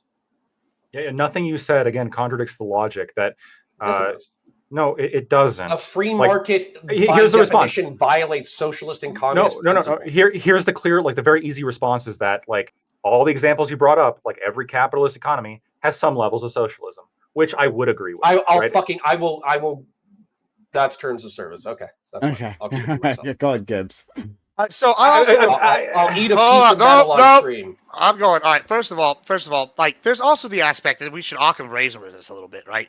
Is that the word hadn't been invented yet, right? So like, let's look at the word technocracy, right? I think we started seeing like some uses around 1920s. It didn't really get put into use until 1938, right? Here's what's interesting to me is that we can go back and we can see policies on things that are like, this was a technocratic policy. For example, I'll give you another one. What about like an algorithmic government? You know what that is? That's an AI-ran government. I know Connor doesn't know, so I'll tell y'all. But we have an algorithmic ran government, and it's ran by listen, you're a midwit, we know. Anyway, so moving on, an algorithmic government we could go forward, we can see once one's invented, possibly, we can see, these are aspects, these are policies that are algorithmic. Like, we have the AI started to run the investment for Social Security or something. Well, that's an algorithmic policy. These things can absolutely be socialist policies because they have those characteristics. Just because you don't like that definition and you don't like that this is a socialist aspect because that's what you want for all of society doesn't make your little narrow definition the end-all be-all, and that's why it's really stupid.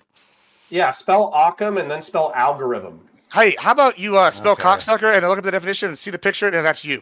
I can spell cocksucker. C-O-C-K-S-U-C-K-E-R. I bet you can. I bet you can. Can you also clean off Destiny's jizz off your mouth, bro? Because you've been sweeping harder than my maid sweeps my house. Why don't we do this? Why don't we move past this conversation? I think we got it, right? We see where bell lines are drawn, okay, right? I think Connor's being obstinate on this. It's the problem. That's the frustration. He's being obviously. No. Here's what it is. Here's real quick. He's being bad faith and calling people stupid. No. This is what it is. He's wrong. My definition makes perfect sense. I don't think that you can draw any kind of like real delineation between some socialized, decommodified services and others based on some kind of qualitative nature. When already we live in a country. When already we live in a country in which like firefighting, police, food stamps, etc. All this shit is like aimed towards like common good, and we have this within a capitalist economy, but it also are hallmarks of a socialist economy. And if we were to like remove them, we become less socialist and more free market capitalism.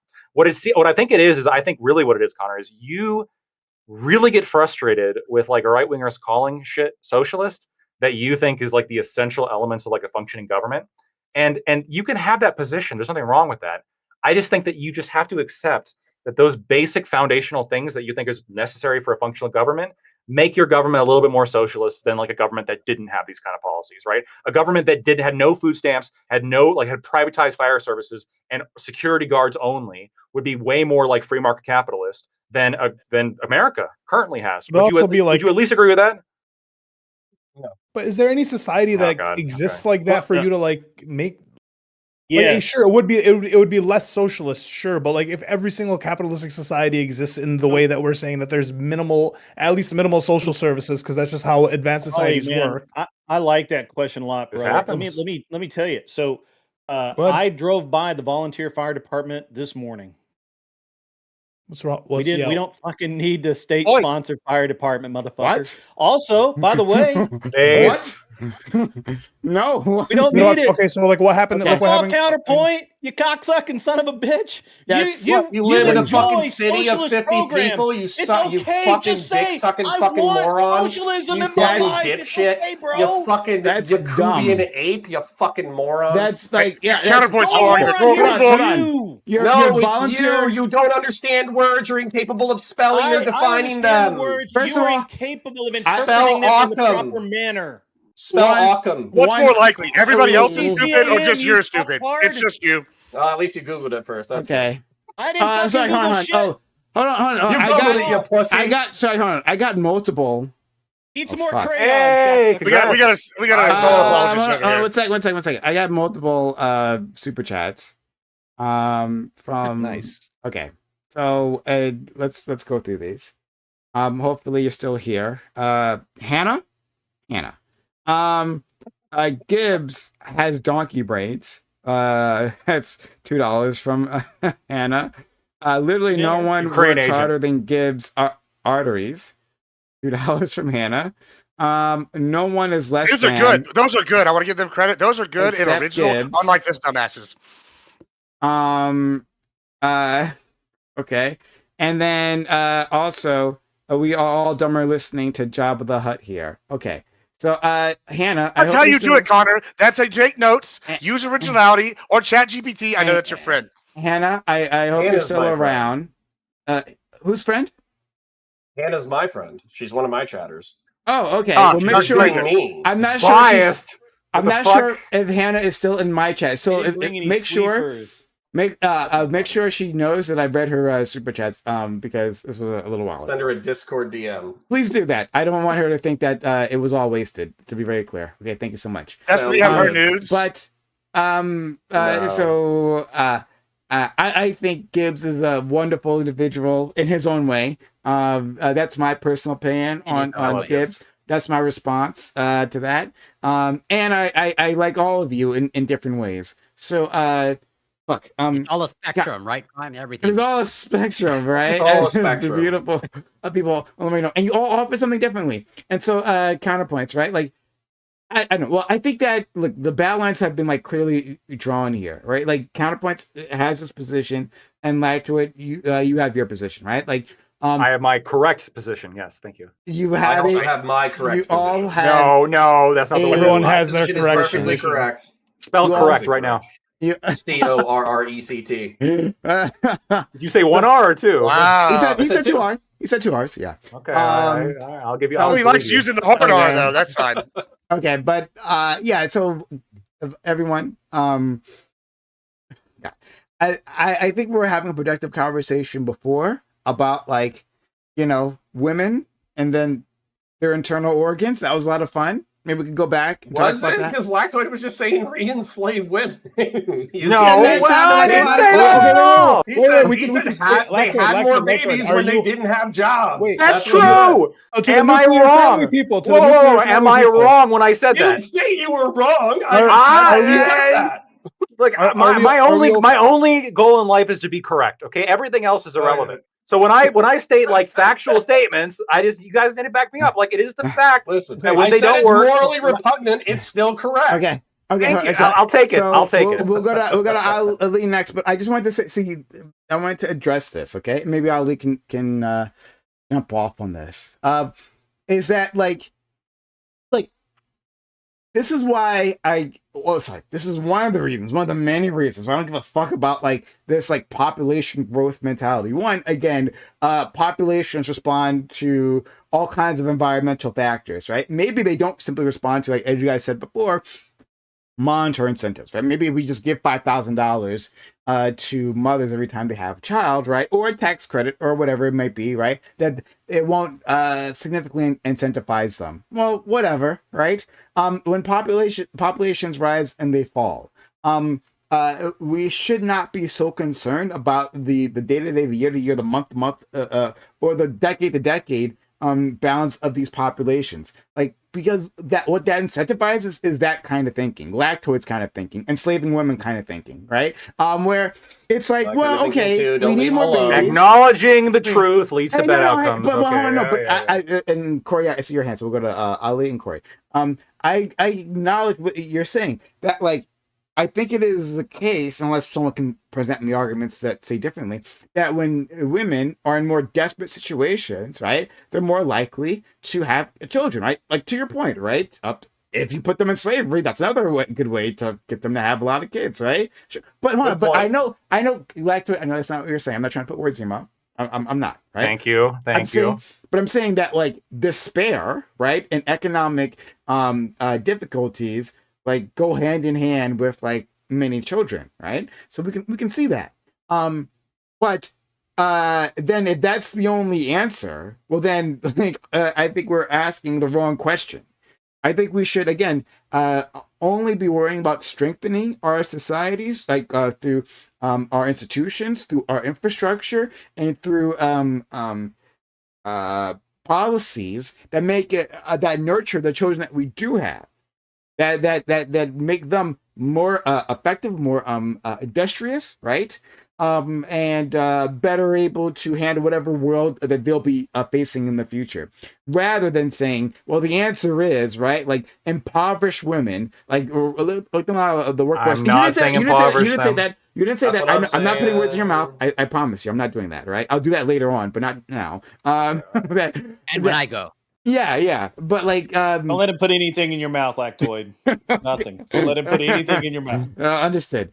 But yeah, but this I'm just talking generally, right? Because I think there are other people. Again, I'm not saying Lactoid, but other people when they're making these arguments, that's essentially what they're getting at. Hey, these women have been in the workforce, and we're seeing this population decline. And that's the issue, right? Hey, there are people. Oh, we've had a sexual revolution. Hey, why don't we do it so that women don't have the pill, right? Women don't have the choices as to who they share their bodies with, right? Or we shame them to the point, we immiserate them to the point where they wouldn't dare go out of the structures that men put in place of them, i.e. marriage, right? Like, fuck all of that noise. Fuck it all, right? Instead, I am more pro-freedom, right? And pro-family to the point where I say, let's strengthen what we have here, let's provide for them, and then we will end up with better outcomes. And the world, in terms of our environment, will take care of the population one way or the other. Let's go to our friend. Was it Corey and Ali, or is it Ali and Corey? I forget. I'm sorry. Is it Corey? Okay, so I'll leave then. Yeah. Okay, I'll leave So, Corey then. or there's another option, Prime, which we could eventually lead to Lactoid's world, right? Where aren't we like? Can someone explain to me this bill proposal that like women can't vote if their names aren't the same as their birth certificate, That's which all would then bullshit. women vote. Hey, someone explain it to me. I'm just saying that's one way to get to the world where they're not working either because they can't. Their real names aren't their birth certificate name. So like, should women vote? I want to know how much Andrew Wilson you've been watching. So the actual, for a point of reference, there was like a proposed policy that was like for like voter integrity. That one of the criticisms was, well, it's going to stop like people who change their name from potentially voting, and like it's possible because it requires you you present some proof of like basically it's national ID, right? Except it's your ID has to match the name that you register to vote with. So what they're saying is if you register to vote under one name and then you get married in between the registration date and voting day and you quickly change your name in between registration and voting day and you get your ID changed in between registration and voting day, then the name on your ID will be different than the name on your voter registration and you won't be allowed to vote.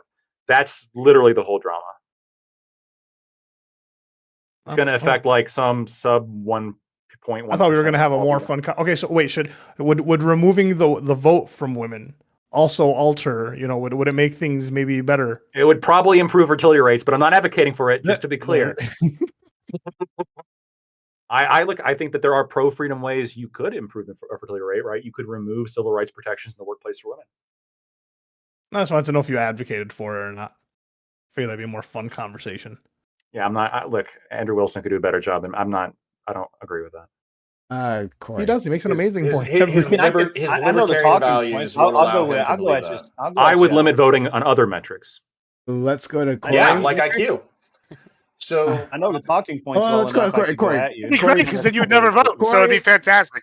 Corey is next. Let's go to Corey, and then anyone else can jump in afterwards. Corey. Well, first, I do want to say that I believe you missed some cheers in the chat, Prime. Yeah. I was told I had some cheers, and I didn't. But it's not showing up on my I think there are ways. Technology is against us. Okay. So hold on, let me do that. Aiko says when Jesus said, "Render unto Caesar," does that make him socialist? 200 bits from Aiko. Right. Yes, it does. A lot of things make Jesus pretty socialist. Conservatives would hate Jesus. No, because here's the thing about that. An interesting thing, because when the kingdom of God comes down, I didn't say that. On Easter Monday, brother, come on. God is all powerful, so all the resources are limited. It won't work in any other society, though. I also do want to say you touched upon it, Prime, and sort of this is sort of an indirect response to Lactoid in terms of women and less children. Where I think something that sort of I think gets overlooked is I can only pretty much the aspect of choice, where it's like I think it's totally understandable that when women have more choice, they choose not to have more children. And this is just anecdotal, but I think I think it's not an uncommon experience where. My grandmother as the example. Okay, my grandmother had 5 children, which I'm grateful for because I wouldn't be here. She didn't have those children. But I'm pretty confident based on what I know about her, she didn't want to have 5 children. And she was essentially, forced to have 5 children in certain respects. Yeah. And so some people who engage in this conversation, right? Some people would say, well, that was a kinder, gentler world where your grandma, right, through economic desperations, through the fact that and I don't know the exact situation of your grandma, but like she probably couldn't have supported herself, like, on her own, that she was trapped within an institution and would face massive social stigma, like the institution of marriage would face massive social stigma if she left, right? I don't know, how your grandfather might have treated her, but if she was abused, Not right? Good. I can be clear about that. Not good at all. Then that was a time where she would have had a lot harder, less ability to extricate herself from that situation, and that choice would have, and in that situation, made different choices for them. Right? Some people think it's a happy ending, where we simply, encourage marriage. Where we strengthen marriage. By that we mean take away take away the policies, the exit paths from marriage, right? And two, simply like herd everyone in there into this institution as the answer to our general societal problems, right? Rather than dealing with anything else, simply saying we just need to put more people within this institution and that'll solve things. That I patently reject. Can I offer a pronatal solution? So effectively we have this problem where we have I'm going to be mean because it's been a mean panel. Fucking degenerates. Starting now. Just starting now.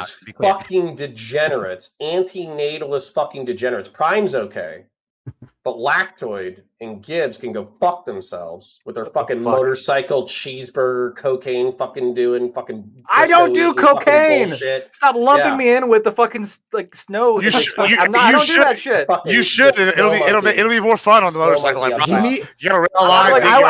was just about to propose an actual policy, a $5,000 rebate on motorcycles.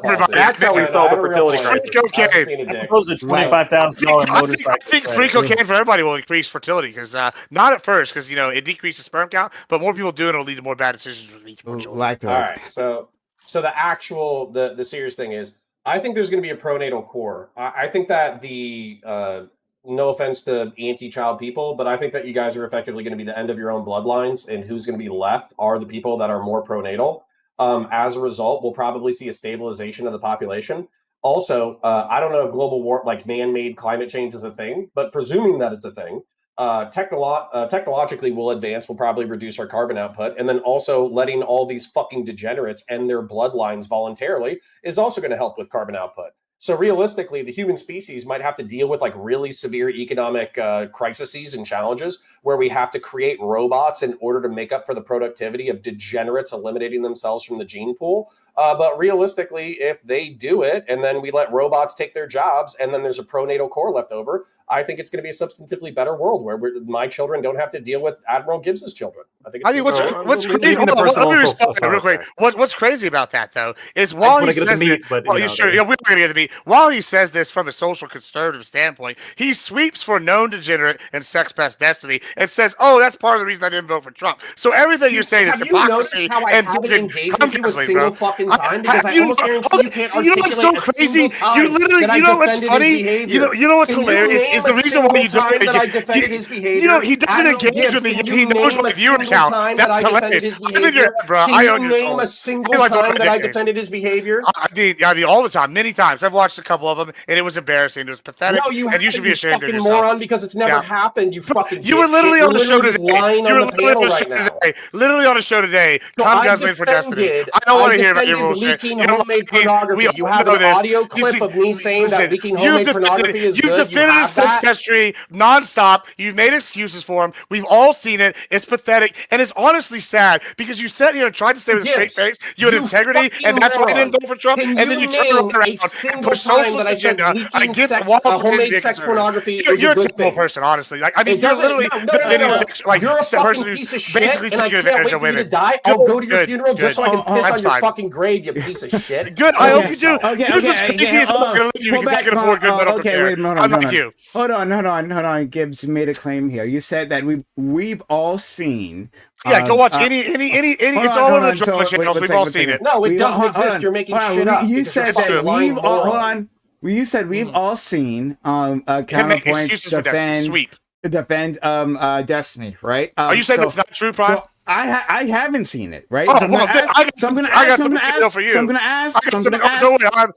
Okay, I got it right here. Don't worry. Okay, you do that. So I'm going to ask while you're working on that. Has anyone else seen Connor? I'm looking at somebody in the room right now that I know sent me the problematic behavior. Has anyone else seen that?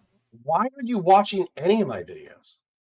Oh, they weren't even yours. I guess not. Defending directly, no, but like, yeah, kind of like sweep-ish. How so? So he's the one personally, if this is what we're going to personally, Connor, this is a situation that hurt me. Your online situations hurt me a little bit because I looked up to you in terms of like the online stuff.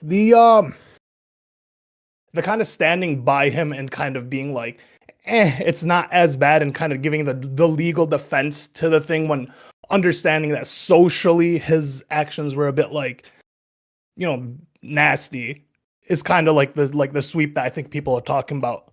Okay, Connor, you want to respond to that? Oh, that's it. All right, Connor. Yeah. That no, dude, that's all they have. All they have is that since and your actions with progressive victory, but that sorry, ignore that point. Ignore that counterpoints. Go ahead. Okay. So what happens? So it's not all I have, though. That's the point. So hold on, one second. No, I'm not lying, you idiot. I'm saying what I said earlier, which I'll say again and I'll say repeatedly. You fucking moron. Gibbs, you can send me. Gibbs. Sure. Hold on, Gibbs. You can send me your evidence. Anyways, go ahead, counterpoints. So what we said. What was probably said on the first day was Queenman, Lav, few other people. Oh, but he already knows what we're talking about. Oh my God! So I gotta mute you, my friend, because I gotta get through this. And we can't. Well, he just admitted what we just. He just admitted that videos exist right there. He just told me. Hold on, Gibbs. I'll deal with your evidence later on. But like, I want to hear him give a defense. Like, don't make me mute you. Go ahead. Counterpoints. Okay. So on the very first day of this entire drama, there were characters like Lav, Mr. Girl, J-Stock, and Queenman, who were all saying effectively that Steven's going to jail, he's going to prison, he's going to get sued into the ground, he deserves to be on the sex offense registry, all that kind of shit. Mm-hmm. And based off of my training and experience in law enforcement, all of this seemed extremely hyperbolic based off of the scenario available. Okay. And I said, Stephen, well, obviously we can say allegedly because it hasn't been proven in court yet, but allegedly has leaked homemade pornography to third parties and allegedly has audio recorded consensual sexual liaisons without consent. Okay. That's what's been alleged so far. And so while this is bad behavior, while it should be condemned, all that kind of stuff, I will be surprised if he goes to jail. I think it's 50-50 on whether or not he's going to have a cash settlement. I don't think that it's reached the threshold of the law cybersexual harassment. I don't think that it's reached the threshold of the law digital voyeurism. And so as a result, I'm not going to fucking spurg out about the scenario. And that's just been my position. Okay, Hold on real quick, though. Sure. Now, I will accept Ali saying, hey, listen, man, that dude actually fucked up. It rubs me wrong. And you not going hard rubs me wrong, too. I'll accept that. Okay? That's totally fine. What I will not accept, though, is these fucking degenerate, coke-addicted fucking freaks who support Trump, who support conservatives, who hang out with Andrew Tate. And Andrew Tate is a fucking, he's mixing it up in conservative circles. He's a credibly accused rapist and sex trafficker, but I'm supposed to take all the heat that you should have for Andrew Tate, and I'm supposed to apply that to Destiny. I fundamentally reject that pearl-clutching bullshit. Okay, so I'm going to throw the question to Ali then, right? Like, so what... And obviously, I haven't seen these exchanges, right? Like, I'm the man outside. And so what Counterpoints described, right? What that sounded like to me is something that I could see, I don't know if he did this, but like Lactoid or Pisco doing, right? Saying, okay, just looking at the law as I understand it, right? These are the outcomes that I could see coming, right? Rather than necessarily stating, hey, I'm the... No, he shouldn't. That's not just it, though. So hold on, one second. We'll get to you soon. It's not saying that he shouldn't face these consequences, or that like it's wrong for you to say that you should defend these consequences. You're just saying these are the likely outcomes using my expertise. So is that a proper characterization of what happened? So like I think there's going to be a different, because I think for people it's going to be a little bit more personal, for viewers, whatever it may be.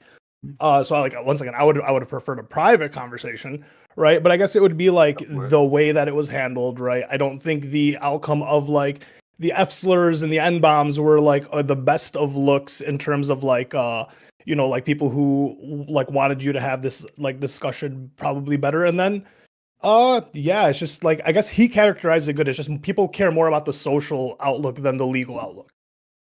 Okay, so you're saying it was insensitive in terms of association, right? Because if the idea is that like you are the 5 people that you associate best with, right? Like you are some of the 5 people you hang out with.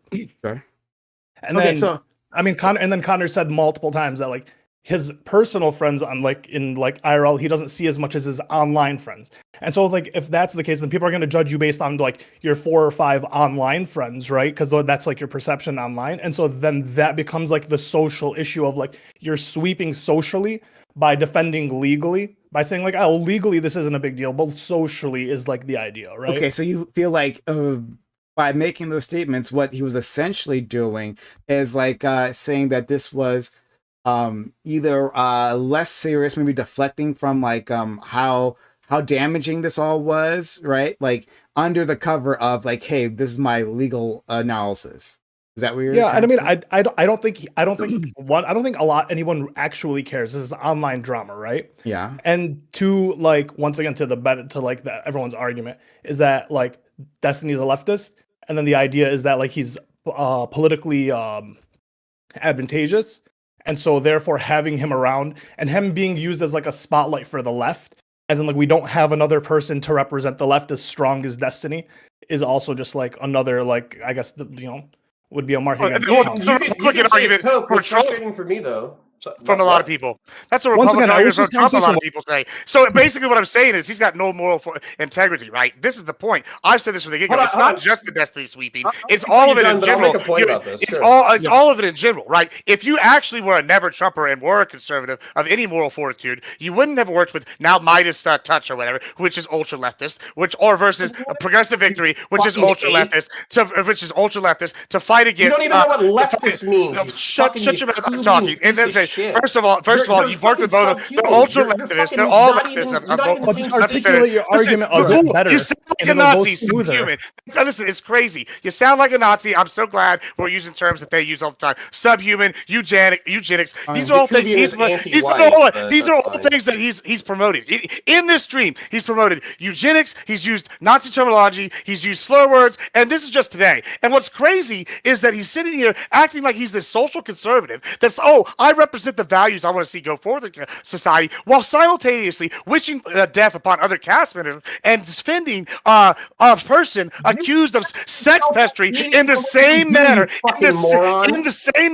as Trump. Because anytime Trump has been brought up on sexual stuff, it's been it was civilly, not actual. And this is a argument many Republicans use. Now I haven't tried to justify it because I've always said I always vote for what's best for me because I'm morally consistent, and that Trump was best for me in this scenario. Connor here has used that as he's very bad socially. Trump is a rapist. Trump is a sexual assault person. Look how terrible this person is. Then says the audacity with a straight face to blame things. And I posted about 3 or 4 videos in the thing. And no, some of them are secondary sources where they have the videos of Connor saying these things in them, so that he basically, because he deletes them because he knows he's a hypocrite, and he'll sit here and say, hey, this thing is this, and I'm going to be a hypocrite, and just go, because you don't understand words, we're going to go ahead and do this. I mean, I understand having a position and then violating that position is hypocritical. So can you articulate my first position, and then can you articulate the violation of that position? Okay, so saying you're conservative and working down ballot against conservatives on every issue and working for 2 leftist organizations indicates to everybody that you're not actually conservative, because once these people are in office, they're going to stay in office, because we all know incumbents have an 83% advantage in running. So apparently nothing. Apparently you're progressive. Well, that's my point, is you're progressive. Gibbs, what do I want to conserve? And you're a wolf in snake's clothing. You're a hypocrite, all around steak salesman. And so it's funny that you're calling me a terrible person. I've asked you multiple questions. What do I want to conserve? Not a conservative way of life in America, that's for damn sure. Unless by conservative, you mean 1930s Germany, which is what you actually promote for. Gibbs, shut up and answer the question. So yeah, what he wants to conserve is the Nazi elite lifestyle. That's what Connor wants. To be clear, I'm calling him a neo-Nazi operator. That's what I'm calling him. Okay, I think you're a moron. What do I want to conserve? 1939 Germany in America. No, I want to conserve the Republic of the United States. That's what I want to conserve. Do you have any thoughts as somebody who votes in your best interest? As somebody who votes in your best interest, can you articulate? And he brought up Andrew Tate. I don't even give a shit about Andrew Tate. Can you articulate? Is the one who likes Andrew Tate. Can you articulate to me? Can you articulate to me? And he likes him. Yeah, Lactoid. Answer for Andrew Tate. Why do you keep trying to drag me into this? What the fuck? No, can you articulate to me how wanting to invade Greenland and evaporating our soft power? Can you articulate to me how any of that is good? Fantastic. It's about time America stands up for itself on the world stage and secures the Arctic North. You're embarrassing. to Twitch and YouTube politics, which has a bar. I mean, you're embarrassing to your family and everybody you know. So I mean, I'm sorry. No. Can you articulate? Okay, so can you articulate to me how? Hey, listen, maybe Mama Woo Bucks will give you some more money so that you can make it your rent next month. Articulate to me how threatening Denmark in order to try to take Greenland has been good for the United States. I think it's been great. People know that we're not dicking around. About time. So we should be able to invade our allies. We should be able to invade whoever the fuck we want to invade because we're the goddamn superpower. Welcome to American imperialism, baby. Manifest destinies back. Okay, so hold on. So let me ask you a follow-up question. Do you think that illegal immigrants should illegal immigrants get due process? I mean, depends on what you consider due process, but I guess, yeah. I mean, they should be duly fucking kicked out of the country for being here illegally. Okay, so do you think that Kilmar Abrego Garcia, a guy who had a stay order against him being deported to El Salvador, do you think that when the Trump deported him in violation of that court order, that was actually good? Well, I'll tell you this. He should have been deported the first time he broke the rules, and then that would have solved this problem initially. So, yeah, that's the bigger problem. Okay, so what? So you agree with that? You agree due process wasn't followed. You agree that it was good that due process wasn't followed under Biden in regards to this specific guy, correct? Okay, so you just jumped to a what about? I would like your answer to the question. Well, I mean, I gave you the answer. I will agree that it was bad. If you agree the same thing is bad that Biden did with the same guy. So do you think that it's good that President Trump is currently unilaterally raising and then lowering tariffs over and over again over the course of 90 days? Love it. Big fan.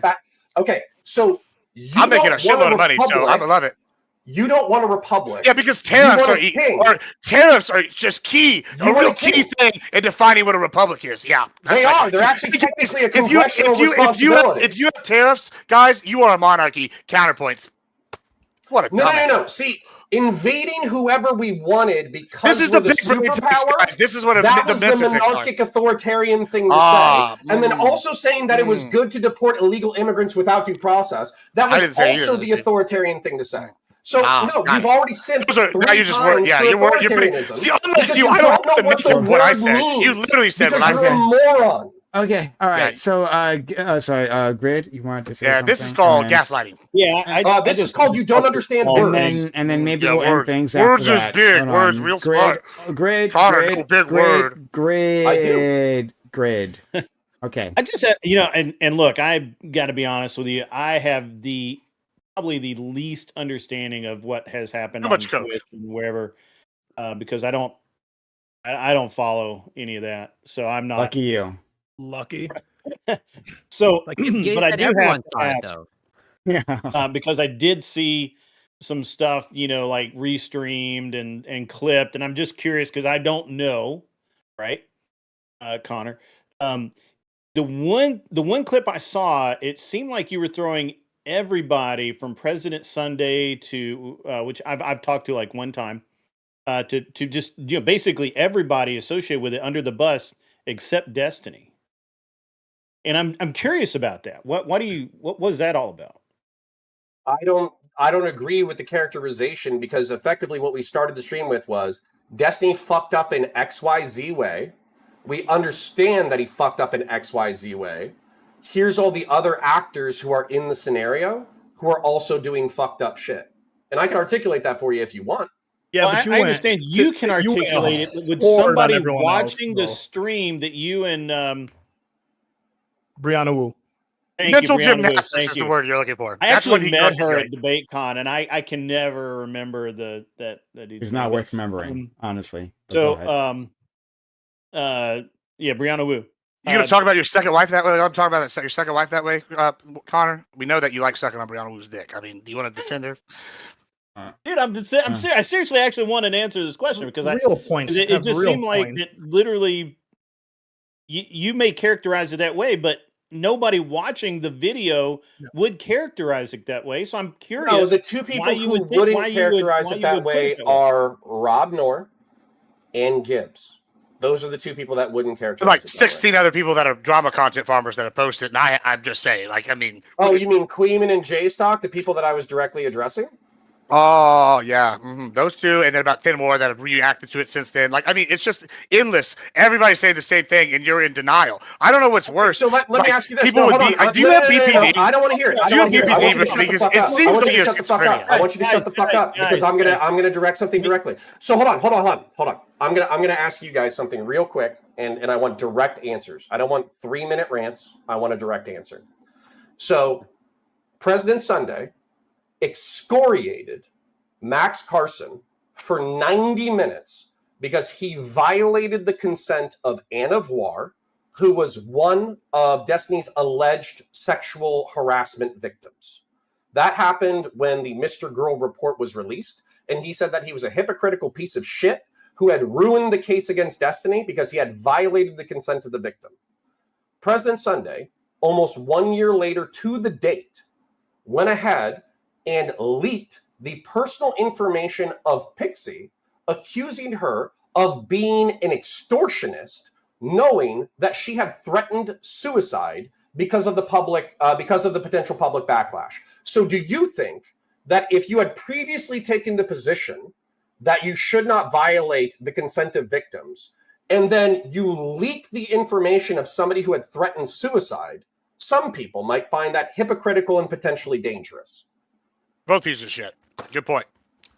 Good. You agree with me then, you fucking moron? No, we don't agree with you, but because that's not what you do. You literally just said they're both pieces of shit. You agree with because me, we know that. See, the difference between us though is that I'm calling spade a spade. I think they're both pieces of shit, right? Here's the difference. You over here go, well, but Destiny gets a pass because his background in history, X, Y, Z, doing mentally gymnastics. Bro, I've watched you do it on multiple streams. If you're not doing Destiny gets a pass, if you're not doing whatever the fuck he wants without consequence, I know it doesn't exist. You're the word just meaning. Listen, I'm not lying. We've watched it, and if that's not what if you don't come out right and say it, you're directly inferring it. Just like you've inferred Nazi concepts the entire time. You don't know what words. Just you've inferred Nazi concepts. Just because you want to do mental gymnastics doesn't mean it's not happening. Give me a second. Sure, go ahead. Yes, something. Because I barely am on Twitch. Matter of fact, I'm never on Twitch, so I don't know a lot of this stuff. But let me ask you something. Well, neither is Connor anymore. He's a 5-year Andy after Googling, but that's why he's on YouTube. Go ahead. Hang on, I just got my silver play button. You fucking retard. Cool. You're still a 5-year Andy into it. Let me ask you something. So, could you did that because he brought up your account earlier, which is funny because I'm in his head. Sorry. So I'm not aware. I mean, did President Sunday actually leak her documentation or her yes or dox her or whatever, or did he just so what he put out what is she had already put out somewhere else? There were private communications between Pixie, Steven, and another person called Kyla. Okay, and these private communications were effectively negotiating whether or not there was going to be some kind of financial or personal apology and financial restitution to Pixie. Okay, these negotiations stalled. How did he get those? There was a third party named Aaron who was friends with Pixie. Pixie, as a part of these negotiations, was checking in with her friend to get a second set of eyeballs on what was going on. She shared them with Aaron. Aaron shared them with President Sunday. That's pretty convoluted, I guess, but sure, okay. It's absolutely convoluted. It's a whole mess, man. Yeah. It's a whole web. Yeah, that's one of and Grit, I mean, I guess, and I know that I don't know, Connor. I mean, the last time we talked about this, like, I got on you a little bit, and I feel like I don't want to turn every single fucking panel into this. I guess I think what Ollie is saying and what Grid not so erudite when you say Aaron. No, Kyla. Kyla's not so erudite. Okay. I'm sorry. Yeah. You can't keep these people straight. The criticism, Connor, and I want to know, like, if you think there's any merit to this, is like, if I'm like, let's just say I'm acting like a media PR firm or like some kind of damage control person, right? And as a lawyer, this is like something that you sometimes have to do, like, very frequently, which is that you can't necessarily like deny, or you don't necessarily deny, or maybe you'll even say like, yeah, that's bad, but let's talk about this other person for 2 hours, right? The implication there, I guess the criticism there is that it's sort of like a deflection tactic, right? That's what it felt like a little bit. That was my criticism of you last time. It is fine. if people want to say, hey, you spent 20 minutes saying Destiny bad, and then you spent 90 minutes talking shit about other people, that's totally fine. However, I also need to point this out from like a logical standpoint. Was Brianna and I, were we supposed to have like a 2-hour struggle session when we both agreed? Yeah, but that's a great point. That's a great point. All of this. That's a great point. You're a moron, so I don't want to hear from you. That's a great point you make right there, supposed to say to Brianna? You literally said you were stopping your show with Brianna because y'all agreed on too much shit, and all of our complaints as conservatives have been that you're not actually a conservative. That's not even the reason why the show stopped. You said your exact words. These are your exact words. Your exact words were. I already posted a link in chat into a video where he says these words was, it turns out that me and Brianna agreed on too much. That means to everybody that's a conservative goes, hey, guess what? I'm a conservative, and maybe I can find one thing I agree on Brianna Wu with, like a foreign policy topic, but there's no way that me and Brianna Wu would be able to sit there and do a show and not have difference of opinions on things, unless, in your case, where you can't disagree, is because you are actually a leftist, and you've been fake about all of this. You've been the closest thing to a coherent point you've had all night. I know it's a great close thing, because everything I say is coherent, but here's the point, is you've been sitting here arguing for these leftist policies. Your character shows that you do this because you take money from leftist orgs, and then you continue to work with them, and then you defend one of the biggest known sex pests after arguing for social conservatism, and you say Trump is bad because sex pest is one of your regions, then turn around and obfuscate or sweep for Destiny. You're a fraud, and it's clear to everybody that knows it. Just admit you're actually neo-Nazi adjacent or a neo-Nazi, and we'll all be better. What do you think neo-Nazism is? Yeah, well, that's what you are, bro. You literally pushed for eugenics earlier on the panel, bro. I don't want to hear. Okay, your mic is out. I'm so fucking serious. I'm so fucking serious. Everybody, shut the fuck up. Neo-Nazism is when you agree with liberals and you defend Destiny. Well, is that neo-Nazism, you fucking idiot? Well, that and when you push eugenics and other neo-Nazi policies, yeah. You're the dumbest person in Twitch politics. Yeah, that's true. You're the dumbest person. I'm just the one calling you on your shit. It's okay. All right. You don't know what neo-Nazism is. Oh, you don't know what liberalism is. You don't know what conservatism is. You don't know what communism is. You don't know what socialism is. You don't know what political philosophy is. He didn't push for universities and say those. In the morning is a fucking miracle. Okay, you tell me what's up. You tell me real good. Hey. Okay. Here's what we're gonna do. I really wanted to have multiple different useful conversations here, right? I was really interested in all your ideas, especially on the thoughts of population growth. I think that's a pretty interesting topic, and we had a lot of spiciness there, but unfortunately we're having some personality clashes, and clearly they can't be overcome. What kind of personality clashes are you referring to, Brian? All right. Some people have another question for Count. I thought we were all getting along. No more. You can ask them on your own time. I'm gonna have to end this here. We can't. Some people like dogs, some people like cats. Is what I've been seeing a lot like to it, right? And it gets vicious. Let me ask one question. This is entirely unrelated to everything we talked about. I don't want to unrelated. Okay. I don't want to ask a question like nothing. Let's move on. Let's move past it. Okay, let's move past. Okay, it's unrelated. Move past it or wrap it up. It's 11:30. Unrelated? Okay, fine. Unrelated. Question. Connor, do you think that Garcia was MS-13 or no? It's quite possible he is. Yeah, he probably was MS-13. Yeah. Okay, that's all I want. Yeah, I would have liked to have established that before the deportation. Fair. Violation of a court order. I would have liked the evidence released publicly, but I'll take what information I can get when I get it. And joining a gang isn't in itself illegal. Well, it is if you're a non-citizen. And if it's illegal, is it illegal that you can't join a gang? If you're a non-citizen? I almost guarantee you there's deportable aliens.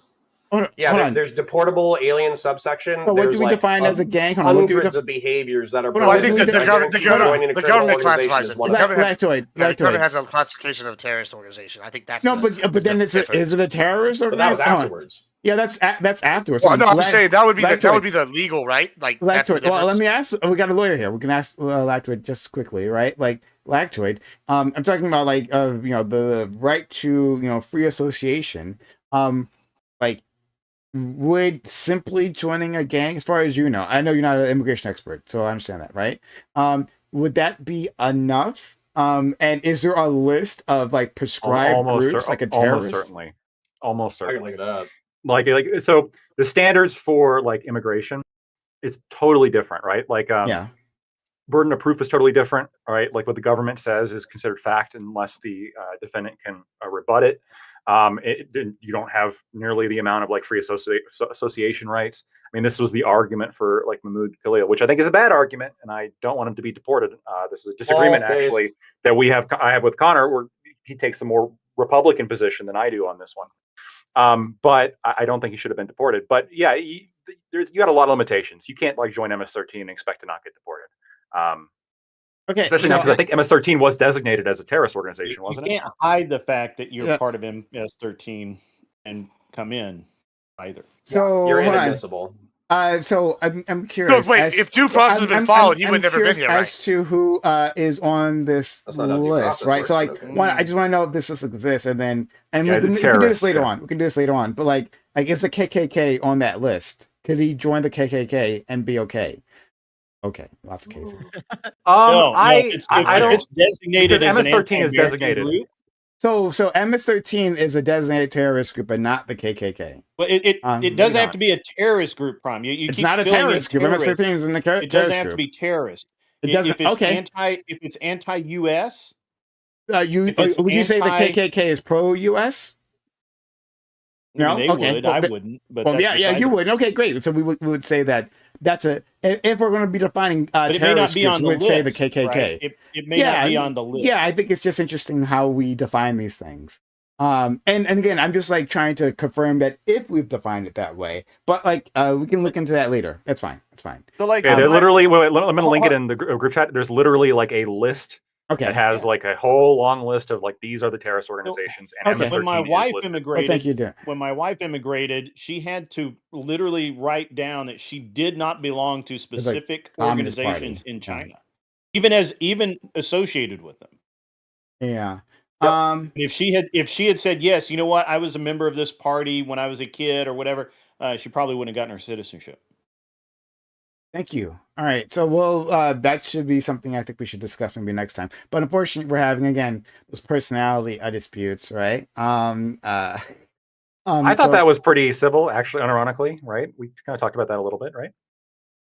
What do you mean the last now? 2 minutes? The last 120 seconds? Yes, the last 120 seconds. It was pretty civil, was it not? Indeed. We talked about terrorism. That was ironically talking about terrorism was the most civil this conversation was. The most united against terrorism.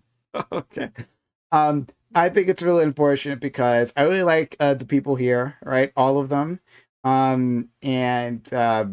It's not often that I get to have my friend Counterpoints. He's busy, got a kid, right? And he's got like a new position now, and he's doing all these things. And so it's very rare to bring him on. So I thought it was really unfortunate. I just really want to hear more of his thoughts on this, but it didn't turn out that way. And so, yeah, it was just disappointing.